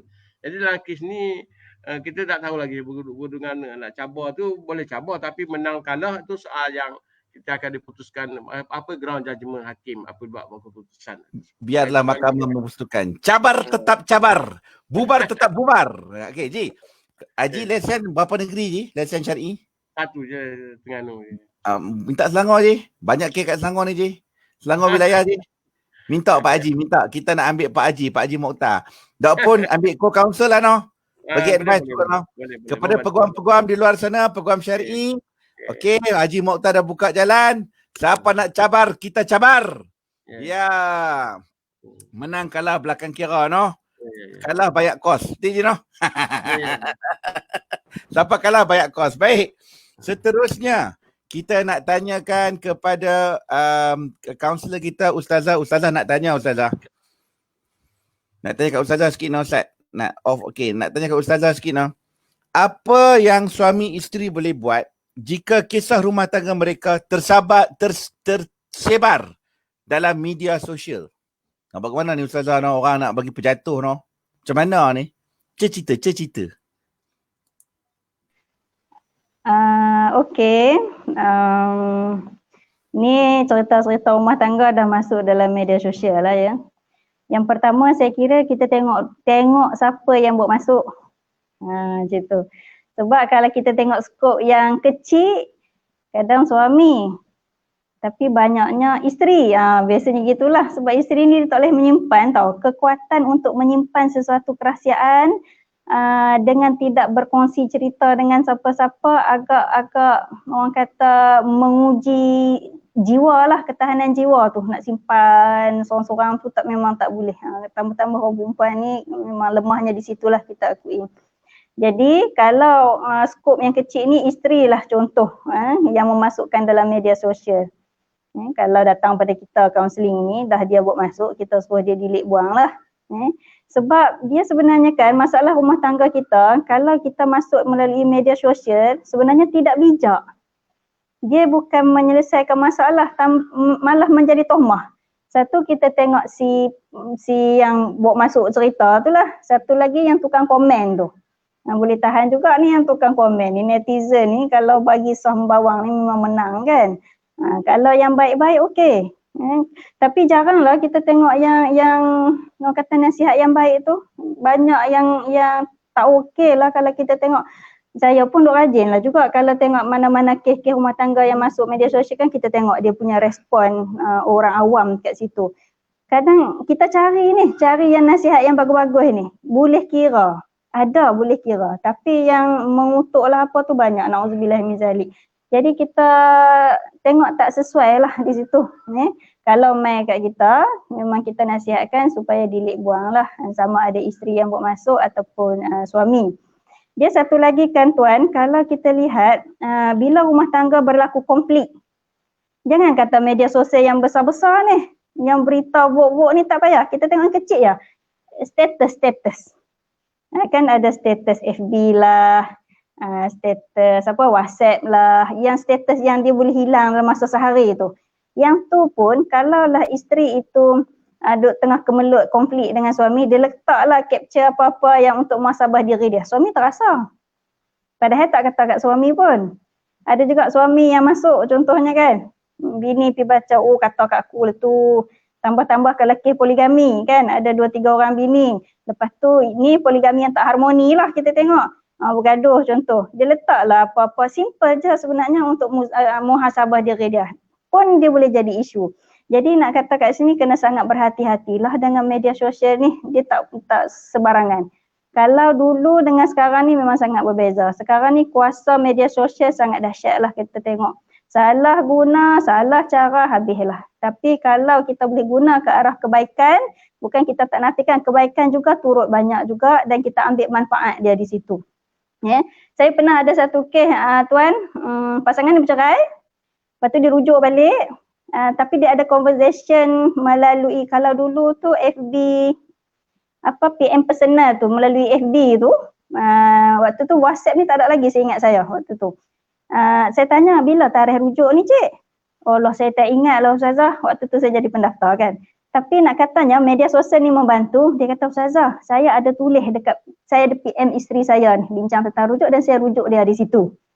Saya pun beralih kat komputer, saya buka lah bagi nama FB, dia malu pula. Tapi tak apa, demi nak rujuk ni buka.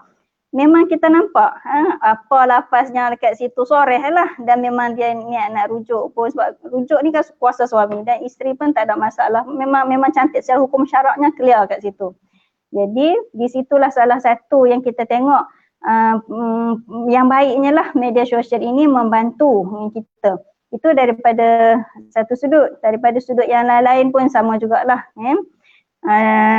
Cumanya nak kata kat sini kalaulah itu skop kita, ruang lingkup yang kecil. Yang saya katakan masyarakat kita macam itulah Tuan Haji, memang apa-apa dekat FB, apa-apa dekat IG, apa-apa dekat situlah, dan orang pun macam-macam dekat situ. Itu ruang lingkup kita yang kecil. Kalau ruang lingkup yang besar, contoh-contoh minta maaf saya sebut, kalau orang yang selebriti mungkin kan, kalau yang ada nama sikit, yang dikenali sikit kan, masuk dalam berita-berita tertentu dan sebagainya kan. Kalau orang-orang macam tu biasa saman menyaman lah jawabnya kan. Gitu. Tapi walau bagaimanapun saya kira kalaulah berlaku, tak kira lah sama ada di ruang lingkup yang kecil media sosial ni ataupun ruang lingkup yang besar, secara apa orang kata liputan yang luas, kita perlu selesaikan secara yang bijak. Kena bijak lah, sebab tu kadang-kadang kita tengok dia ni dah masuk macam ni tak apa bijak lah cara dia tu kan. Dia jadi membuka aib lagi. Kalau kita tak maulah sampai jadi macam tu kan. Kena istilahnya bijak lah. Bijak ni susah lah kita nak terang lagu mana. Tapi nak katanya supaya masalah itu tidak menjadi lebih besar, supaya masalah itu tidak dilihat kita ini tidak berhemah, supaya satu-satu masalah itu dapat diselesaikan dengan cara tenang dan win-win situation. Win-win situation ni kita kata, maksud kata orang yang media pun okey, kita yang orang kata jadi tak tahulah nak kata jadi mangsa ke, memang kita syok macam tu ke, wallahualam kita tak tahulah. Tapi kita pun kena win-win situation juga, adik-beradik kita, saudara mara dan sebagainya. Media sosial sangat main peranan. Kalau kita tengok lagi kan tuan, dalam yang kecil juga, WhatsApp group family. Ya kan? WhatsApp group family pun ya juga, itu juga salah satu orang kata kalau kena cara boleh berdamai rumah tangga tu. Adik-beradik tolong nasihat, mak bapak mentua apa semua tolong nasihat, mak bapak kita tolong nasihat, okey alhamdulillah. Tapi yang kita takut ni bila dah masuk dalam media sosial ni dia menjadi barah lagi, jadi masalah. Kita tak maulah lagu tu. So tindakannya gitulah tuan. Kalau kita yang buat masuk, memang kita nasihatkan remove lah benda tu, secara bijak lah. Sebab rumah tangga ni kalau kita cerita, memang dia tak ke mana, memang orang tahu masalah kita dan memandang kita tak best lah macam tu. Kita selesaikan dengan cara yang baik. Kalau agak tak boleh bersembang berdua suami isteri, pergilah cari mana-mana pegawai runding cara, pergilah mana-mana jumpa kaunselor. Saya kira sebab macam tak sesuai je ni kaunseling kan. Contoh dari rumah tengok macam anak kita nasihat-nasihat selesai. Saya kira sama je lah fungsi kita ni. Cuma kemahiran tu agak berbeza sikit lah. Dan pandangan saya macam tu lah Tuan Amir. Baik, Kalau Ustazah nak ada tanya. apa soalan lagi, saya tambah. Minta maaf lah cik malam ni nak tanya banyak sikit nah, bukannya apa, tengok nak apa ni kita nak apa nak perkongsian ilmu pada Ustazah, ilmu banyak kat daripada mahkamah non. Nak tanya direct noh. Orang bercerai patut tak post status dekat FB?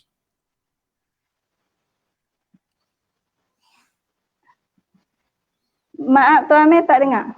Kalau orang tu bercerai, patut dia lepas dia kena talak kan? Bila lelaki talak kat bini kan, isteri kan? Patut dah isteri bobo dekat FB. Alhamdulillah, akhirnya aku telah merdeka. Patut tak post kat FB status? Lepas ditalak. Kalau tanya pandangan saya tak patut lah. Tak available tu Ustazah. Tunggu lepas salah satu kuruk dah boleh masuk open market dah. Tengok orang. Ha? Apa ni, kawan-kawan dekat Facebook duk tunggu dah. Hukum syara.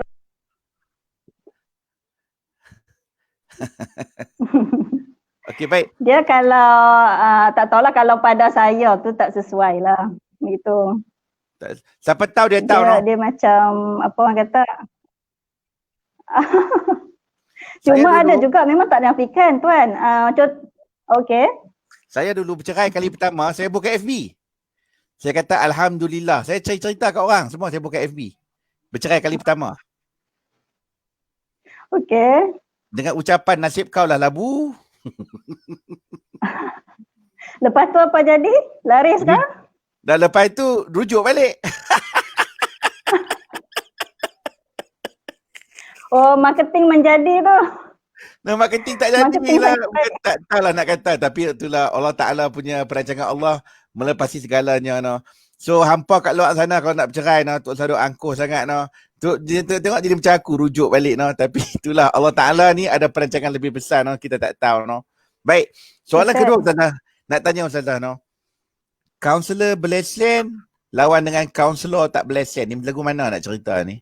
Sebab kadang-kadang orang ni, bila dia ada masalah rumah tangga, tahu jumpa orang tu dia punya emotional dump. Dia dump semua masalah kat orang tu kan. Sedangkan kalau kaunselor berlesen ni dia boleh tackle. Tapi kaunselor yang tak berlesen ni tak reti. Sebab tu kadang-kadang bila perempuan masalah rumah tangga, cerita kat bos, kat pejabat ke, kat kawan ke, kan. Ni kaunselor tak berlesen, lama-lama dengar-dengar dia kata apa susah sangat cerai lelaki hang kahwin dengan aku. Senang cerita. So macam mana nak buat ni? Pada wanita-wanita nak cerita kat kaunselor tak berlesen ni macam mana? Patut cerita ke? Dan patutkah orang yang tak ada lesen kaunseling ni mendengar dan memberi nasihat? Sebab rupa mula-mula niat nak menolong. Lepas tu, lepas niat menolong, lepas tu tengok-tengok terkahwin lah pula. Cerita Ustazah. Banyak tau Tuan jadi lagu tu. Apa ni sebab tu kita dalam Islam kena sangat berhati-hati, jaga ikhtilat, kena jaga yang tu sangat-sangat. Kalau kita isteri, orang perempuan ni, nasihat saya lah pada audiens yang sedang mendengar ni, kalau kita ada masalah kok mana pun, janganlah pergi cari lelaki nak cerita masalah. Pergi cari kawan perempuan. Dia mula-mula macam tu jatuh kasih. Time tu bahaya dah. Dia boleh jadi porak-peranda lah dua buah rumah tu. Cerai kawan tu kahwin. Memang ada jadi macam tu. Suami pula profesional kan. Betul kalau nak ambil bini aku, kalau betul nak ambil bini aku cerai tak ambil pun jadi bini. Ada kes lagu tu. Jadi kelabu mata lah perempuan tu kan. Tak katanya memang tak boleh. Tak sesuai dekat PA dia, perempuan. Naya jugalah. Tak boleh. Gitu. Nasihat saya kepada pendengar di luar sana, dia macam ni sebenarnya. Kalau sebab Tuan sebut tadi kaunselor berlesen dengan kaunselor tak berlesen. Saya sebut mudah saja kita sebut macam inilah, kaunselor tak berlesen yang dimaksudkan ini adalah mungkin orang-orang yang tidak biasa mengendalikan masalah rumah tangga. Kemudian satu lagi, lesen ni bukan apa, dia kemahiran. Dia kemahiran yang diiktiraf lah oleh yang persatuan kaunseling. Dia macam tu. Dia biasa jadi hang, aku cabut lari dah. Kalau aku jadi hang, aku buat ABC dah. Kalau aku jadi hang macam tu, maksudnya kalau aku tu kalau orang yang dengar tu, kita cerita masalah kat dia ni, dia bukan bagi solusi, dia bukan bantu ataupun sekadar dengar saja. Orang lah aku, Cik Puan saya mohon cerai dah. Kita tak sebut macam tu. Tapi bila kita dengar permasalahan dia, kita cuba bantu dia bagaimana untuk dia kumpul kekuatan. Apa kekuatan yang dia ada. Kita akan koreksi diri dia sebab kekuatan manusia ini berbeza. Mungkin daripada satu sudut dia menderita atas penganiayaan suami. Tapi mungkin pada dia penganiayaan teruk, tapi pada kita nampak tu tak teruk mana pun. Contohlah kan. Kita akan pastikan dia sedar apa kekuatan yang dia ada untuk menghadapi kemeluk tu. Dengan kekuatan itulah sama ada dia boleh bertahan dengan kekuatan yang dia ada. Contoh juga suami sikit tiba-tiba tidak cukup perasaan derita lah di situ. Kita akan dia kelebihan contoh untuk menjahit. Dah lah tak menjahit. Kita bagi homework ada boleh tak mulakan. Kuat tak untuk memulakan menjahit pakaian. Macam mana kita nak buat? Apa kaedahnya? Gitu pelan-pelan. Maksudnya mengoreksi diri. Surah Yasin, surah sekian-sekian untuk tenangkan diri pun. Sedangkan dia tak pandai baca. Kita tak bolehlah bagi homework ataupun task yang macam tu. Dia kena apa yang dia boleh buat sebenarnya untuk tenangkan hati, contoh. Untuk selesaikan isu nafkah. Tadi, anda kata dia datang pada kita, dia buat isu nafkah. Dia begitu, perbezaannya begitu. Kalau kaunselor kita membantu dia ke arah yang dia boleh buat, bukan apa yang ada orang yang bercerita masalah pada kita, kita boleh untuk mendengari dia, tak ada masalah. Mendengar-dengar, tapi kita tak erti nak bagi respon ni. Mula-mula kan tuan, sebelum saya jadi kaunselor, antara salah satu punca saya jadi kaunselor ni lah dia, Tuan Haji Mohtar. Orang duk datang cerita dekat saya, tapi saya tak pandai nak bantu. Apa aku nak buat tak pandai. Saya hanya dengar, ya, sabar, solat. Saya sebut gitu. Sebab apa Quran sebut, anda kata kita ada masalah, Allah Ta'ala ujian, orang yang kawan-kawan nak cerita masalah. Saya pun tak tahu pasal apa mereka duk rajin main. Agaknya muka jenis percaya, boleh orang percaya, boleh cerita kan. Jadi sebab itulah antara salah satu faktor sebenarnya itu boleh jadi ni aku kena ambil kaunseling ni kan, nak tolong orang ni. Salah satu faktor lah. Dan Alhamdulillah hari ini Allah Ta'ala lorongkan saya dengan kerjaya ini dan dia memberi satu kepuasan yang sangat. Tak erti lah nak cerita macam mana kita tolong orang ni kan. Sebab saya perkhidmatan kerajaan ni mana ada berbayar. Tak ada. Tetapi nak kata bila kita tolong orang tu, bila dapat selesai dengan baik, Allahu Akbar. Kadang-kadang semata orang tu kita boleh bangun malam semayang semata-mata untuk dia kan, doa untuk kesejahteraan dia. Contoh-contoh kes yang kronik, yang sangat dahsyat, yang ada ancaman untuk bunuh diri ke apa kan.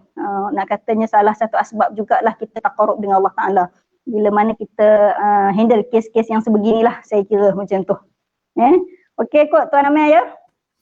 Terima kasih Ustazah, perkongsian yang sangat berguna. Nak tanya Tuan Haji nak tanya sikit Tuan Haji nah. Kalau lah Tuan Haji kan, saya unmute Tuan Haji nah.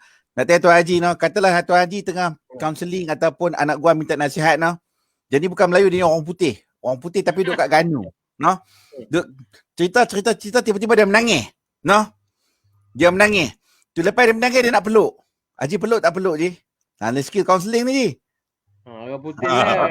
Lelaki ke perempuan ke? Hak Tina lah. Jantai buat laki-laki buat apa je? Hak Tina. Dia counselling kalau dia breakdown dia menangis lah. Sebab pernah jadi kat saya. Nak peluk. Dia nak jadi counselling ke, nak jadi lawyer ke, dia kena ada professional dengan rational. Tak boleh nak main kata orang Terengganu main tapus padan, tak boleh. Kita kena Apa ada padannya. batas-batas. Tapi Ada orang rule putih je, dia. orang putih. Yelah, Orang orang putih putih yang ke orang Islam yang ni, maksudnya orang putih kira liberal lah. Bukan Islam, bukan jenis yang apa ni, yang niqab lah. Dia ni jenis yang apa, yang jenis yang free hair apa semua. Tapi nak bercerai kan. Cerita kat Pak Haji, tiba-tiba dia menangis tu, dia kata, "Haji, I need a hug." Nangis. Peluk tak peluk je? Itu kena jagalah apa semua. Dan, orang nak biarkan dia hak tak boleh macam tu Tuan Tak boleh Amir. je, Kita no. kena jaga, tak boleh. Kita kena jaga batas-batas kita sebagai seorang kaunselor ke, sebagai peguam syariah ini. Jaga batas. Sekarang ni kalau apa-apa berlaku, orang WhatsApp dalam tu, orang ambil gambar masuk dalam FB, nyanyi kita. Dah 2 tahun jadi lawyer, mampu kita. Ji, tambah pula je lah ni, Ji, sexual harassment, Ji. Takut orang kata tuduhan, sexual harassment. So, peguam-peguam, kalau nak jumpa dengan klien perempuan, bawa peguam perempuan sekali dengan kita. Nah, jangan pergi seorang-seorang, pergi suar kepala. Hui, ya Allah, Ji, hui. Orang nak buat naya, kita nak buat tahanan, Ji, macam-macam, Ji, no. Baik, Alhamdulillah tuan-tuan dan puan-puan, telah sampai ke penghujung rancangan, no, dekat pukul 11 dah pun. Kita nak ucapkan terima kasih kepada semua panel kita pada malam ni. Kepada tuan-tuan dan puan-puan di luar sana, maaf hari ini kita terlambat bersiaran sebab ada isu teknikal. Tapi terima kasih juga kerana bersama kami. Kalau tuan-tuan dan puan-puan nak bermurah hati untuk menyumbang kepada tabung jariah produksi kita, tolonglah hulur-hulurkan, hulur no, tak banyak sikit, tak sikit, banyak no. InsyaAllah Allah Ta'ala akan membalas segala jasa baik tuan-tuan dan puan-puan. Dan Alhamdulillah telah sampai ke penghujung rancangan pada malam ni. Dan kita akan lalui jalan meja bulat untuk memohon kesimpulan ilmu daripada setiap panelis pada malam ini. Dan saya ingin mulakan dengan Tuan Haji Mokhtar. Tuan Haji, apa yang Tuan Haji nak penonton-penonton ni simpan dekat dalam kepala ni? Dah habis sidang ilmu kita ni. Tuan Haji nak mereka ingat apa pasal cerita akhlak dan harta sepencerai pada malam ni? Tuan Haji nak pesan apa? Ya, terima kasih Tuan Tuan Amir Bahari, Puan Dayang Kurashima, Ustazah Yohanis dan penonton-penonton di luar sana. Pertama sekali, dalam kita melayari bahtera rumah tangga ni, kita kena hadapi sama ada suka tak suka pun, kata orang macam P.Ramli kata, lagi kan lidah lagi tergigit lah. Kemudian apatah lagi suami isteri. Jadi dalam kes ini pandai-pandailah kita apabila jadi suami isteri melayari bahtera ni dengan cara yang aman bahagia. Itu goal kita ataupun matlamat perkahwinan. Tapi dalam melayari bahtera rumah tangga pun kadang-kadang siapa yang nak panjangkan perkahwinan kalau ada konflik di tengah jalan. Jadi artinya jalan terbaiknya pertama sekali pergi kaunseling lah. Antaranya biarlah kita berakhlak mulia. Kalau nak cerai cara baik, kita ambil cara baik berkahwin, kemudian cerai cara baik. Win-win situation.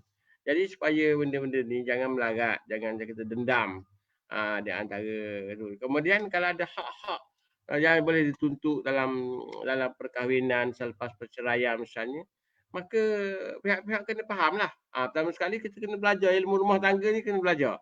Walaupun nanti kahwin pun nak belajar baru lagi kursus 2 hari tak cukup. Yang kita buat ni, kita kena ada ilmu dulu. Pergi kursus, baca buku, pergi dengar ceramah dan sebagainya. Itu benda-benda yang boleh membantu kita menjadikan rumah tangga kita bahagia. Kalau kita bahagia pun, artinya bila bercerai pun dia tetap katakan be friendly each other. Jadi nak tuntut apa-apa harta selepas cerai untuk harta sepencarian boleh dirondeng, boleh dibagin antara pihak-pihak. Jadi saya dalam pengalaman saya, ada orang boleh orang yang bercerai, dia boleh sulus dengan keadaan apa-apa yang dibuat tuntutan di mahkamah. Dan pihak-pihak dengan meredai boleh terima apa-apa tuntutan kedua-dua pihak supaya benda ni tidak berkeaib. Tidak berkeaib baik dalam perkahwinan, lepas pada bercerai. Tuntutan hak-hak yang perlu kita tahu macam hak edah, hak muta'ah, kemudian hak atas pencarian. Kalau boleh selesai dengan cara yang baik. Itu benda yang kita jangan dendam. Kalau dendam memang hancurlah. Jadi kita konflik cerai kemudian anak jadi mangsa. Itu benda-benda yang perlu dijagai oleh pihak-pihak dalam masa perkahwinan dan juga selepas perceraian. Saya mengusulkan supaya kita kena ada kematangan. Kadang-kadang bila kita berkahwin ni baru ada paradigma kita. Daripada dulu kita nakal, kadang terjadi baik. Bila terjadi baik, bila selesai pun dengan cara baik bila kita bercerai. Jadi ini salah satu benda yang kita kena terap dalam hidup rumah tangga kita. Supaya benda sekarang ni, kalau misalnya kita bercerai pun cerai dengan baik, mungkin kita dapat jodoh di luar sana. Tak, dengan orang yang baik, orang yang solehah. Ada soleh dan solehah.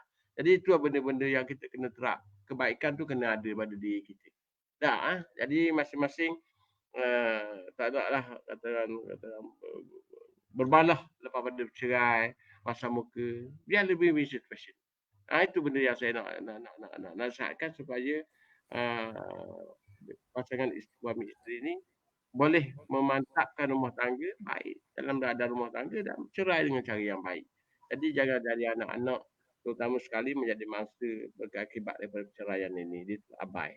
Itu yang nasihat saya lah supaya kat di luar sana tu kena faham tentang peranan masing-masing sebagai suami dan isteri ataupun bukan suami dan bukan isteri. Itu aja Tuan Amir, perkongsian yang meja bulat yang saya boleh dapat kongsikan pada malam ini. Terima kasih. Terima kasih Tuan Haji. Apa yang saya dengar Tuan Haji kita dah kahwin cara baik, cerai cara baik ilmu kena tuntut dan yang penting kematangan dalam perkahwinan tu sangat-sangat penting Terima kasih Tuan Haji dan seterusnya Ustazah. Apakah nasihat Ustazah kepada mereka di luar sana yang menghadapi badai dan kemelut perkahwinan? Cerita.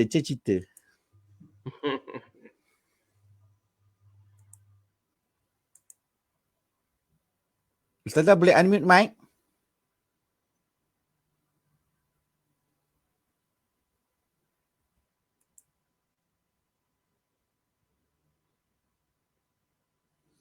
Di sini simple je, saya nak bagi 3 lah kot rumusan daripada hasil kita.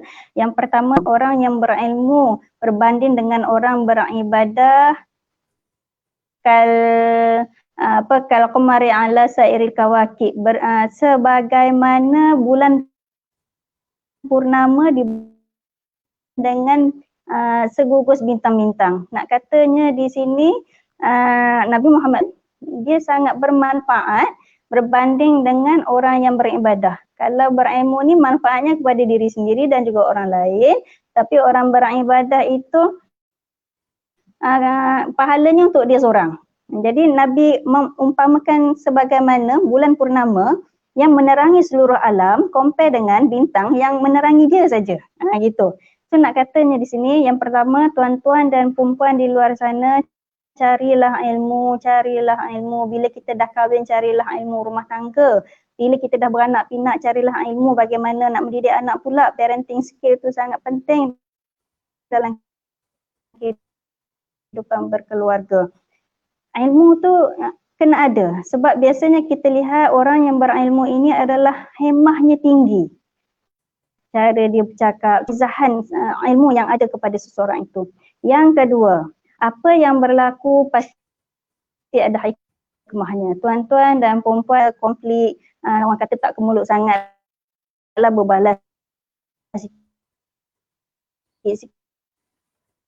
Masih secara fitrahnya kalau berada dalam keadaan musibah, bermasalah, secara fitrahnya kita akan balik kepada asal, iaitu kalau solatnya tak cukup 5 waktu, time tu lah solatnya cukup. Kalau solat 5 waktunya dah cukup, sunat jarang-jarang buat, tahajud tak bangun, tapi percayalah bila mana masalah keluarga berlaku, dia akan bangun malam, balik kepada Allah Ta'ala, merintih-rintih, minta. Pasti ada hikmahnya. Kalaupun orang dah bercerai contohnya, pasti juga ada hikmahnya. Saya melihat penceraian ini bukan sikit-sikit tahu hikmah dia. Kadang-kadang seorang itu bercerai teruk lah, lepas tu dia rujuk balik tu jadi semakin bagus daripada sebelumnya. Ada juga yang jodohnya tak panjang, kahwin dengan orang lain. Jadi pengalaman pada perkahwinan pertama itu dijadikan sempadan dan dia perbaiki. Itu antara hikmah musibah sebenarnya. Kemudian yang kemenang, nak ubat penenang adalah Quran dan juga solat. Kena rajin baca Quran. Kena rajin solat. Dua ini adalah ubat penenang paling mujarab. Saya kira setakat itu saja Tuan Amir. Saya minta maaf andai kata tu salah bicara, tu salah sebut ya. Kok ada kes di luar sana yang kebetulan maklum. Sama-sama Ustazah, terima kasih atas perkongsian. Kemaafan Ustazah tu kami telah maafkan sejak dari azali lagi. Terima kasihlah sudi bersiaran bersama pada malam ni. Dan seterusnya kita nak bertanya kepada Puan Dayang Kuroshima. Puan Dayang, peguam dari Tawaubah, kau mau cakap apa sama penonton pada malam ni?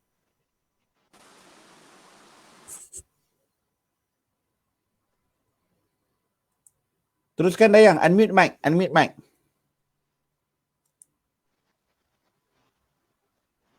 Dayang tolong unmute kan?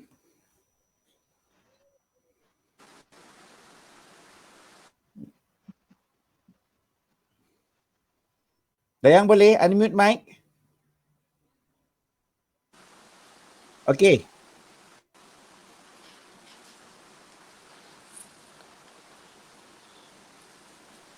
Dayang teruskan.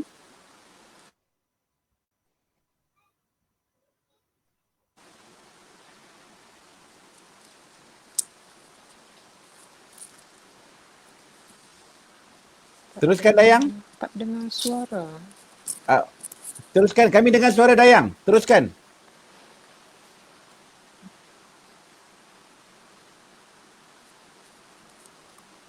Teruskan Dayang.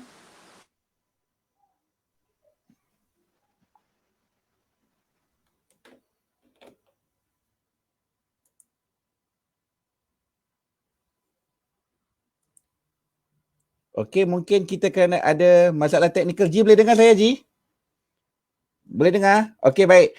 Sementara kita sort out teknikal daripada Dayang, nasihat saya kepada tuan-tuan dan puan-puan pada malam ni, akhlak dalam penceraian ni sangat penting kerana dia melambangkan kefahaman kita terhadap Allah SWT. Orang kata nak kenal hati budi orang, nak kenal hati perut orang, masa bercerai, bukan masa kahwin. Masa kahwin ni memang orang akan berbaik, tuan-tuan. Masa bercerai ni baru kita kenal hati budi orang. Jadi nasihat saya, ketika berlaku perceraian ni, buatlah kebaikan. Ini adalah peluang untuk kita berbuat baik. Macam mana kita ambil cara baik, kita akhiri juga dengan cara yang baik. Nak beri laluan pada Dayang. Dayang boleh dengar saya? Dayang boleh dengar? Kalau boleh dengar Dayang. Okey, teruskan. Ya. Okey, Alhamdulillah. Minta maaf tadi memang ada masalah teknikal sedikit. Okey, sebelum membuat kesimpulan terhadap program pada malam ini, terlebih dahulu saya ingin mengucapkan terima kasih kepada Tuan Amir dan tetamu yang saya hormati, iaitu Tuan Haji Mokhtar Abdullah dan juga Ustazah Yohanis. Satu pencerahan ilmu dan satu ilmu yang sangat padu dan sangat baik. Okey, jadi setelah mendengarlah tadi kan kesimpulan yang saya dapat polehilah daripada perbincangan pada topik malam ini, yang saya nampak ialah okey, saya nak bagi satu je lah, satu je ni nasihat lah kan, iaitu sebaiknya kan kalau jika ada masalah rumah tangga lah kan, rujuklah kepada orang yang betul. Faham kan, orang yang betul. Seperti contoh, peguam lah dan kaunselor yang profesional.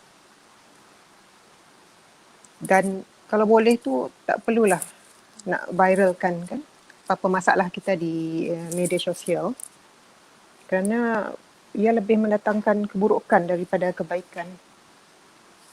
Dan sedikit juga lagi lah nasihat daripada saya, hasil daripada perbincangan pada malam ini, sekiranya berlaku satu kemelut rumah tangga tu kan, sebaik-baiknya tu janganlah ada ibu bapa, ipar duai masuk campur kan.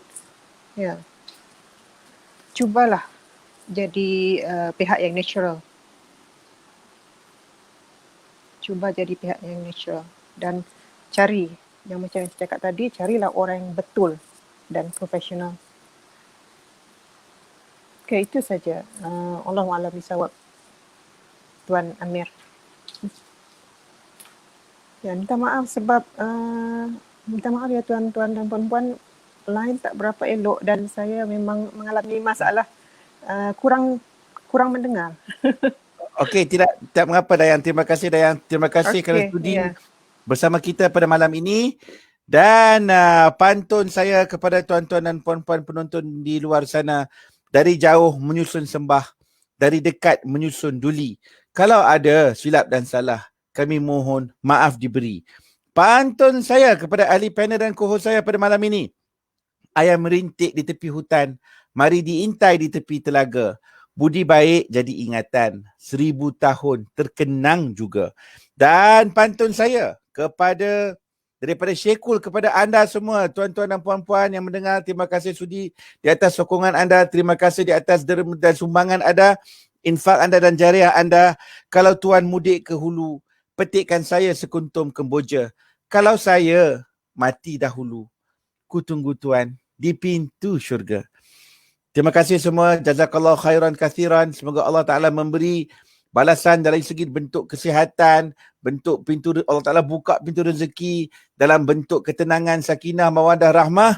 Dan kita akhiri malam ini dengan bacaan tasbih kafarah dan suratul Asr. Subhanakallah wa bihamdika ashhadu an la ilaha illa anta astaghfiruka wa atubu ilaik. Bismillahirrahmanirrahim. Wal asr innal insana lafi khusr illa alladhina amanu wa amilus salihat wa tawasaw bil haqq wa tawasaw bis sabr. Sekian, wabillahi taufiq wa hidayah. Wassalamualaikum warahmatullahi wabarakatuh. Ila liqa insyaallah. Assalamualaikum.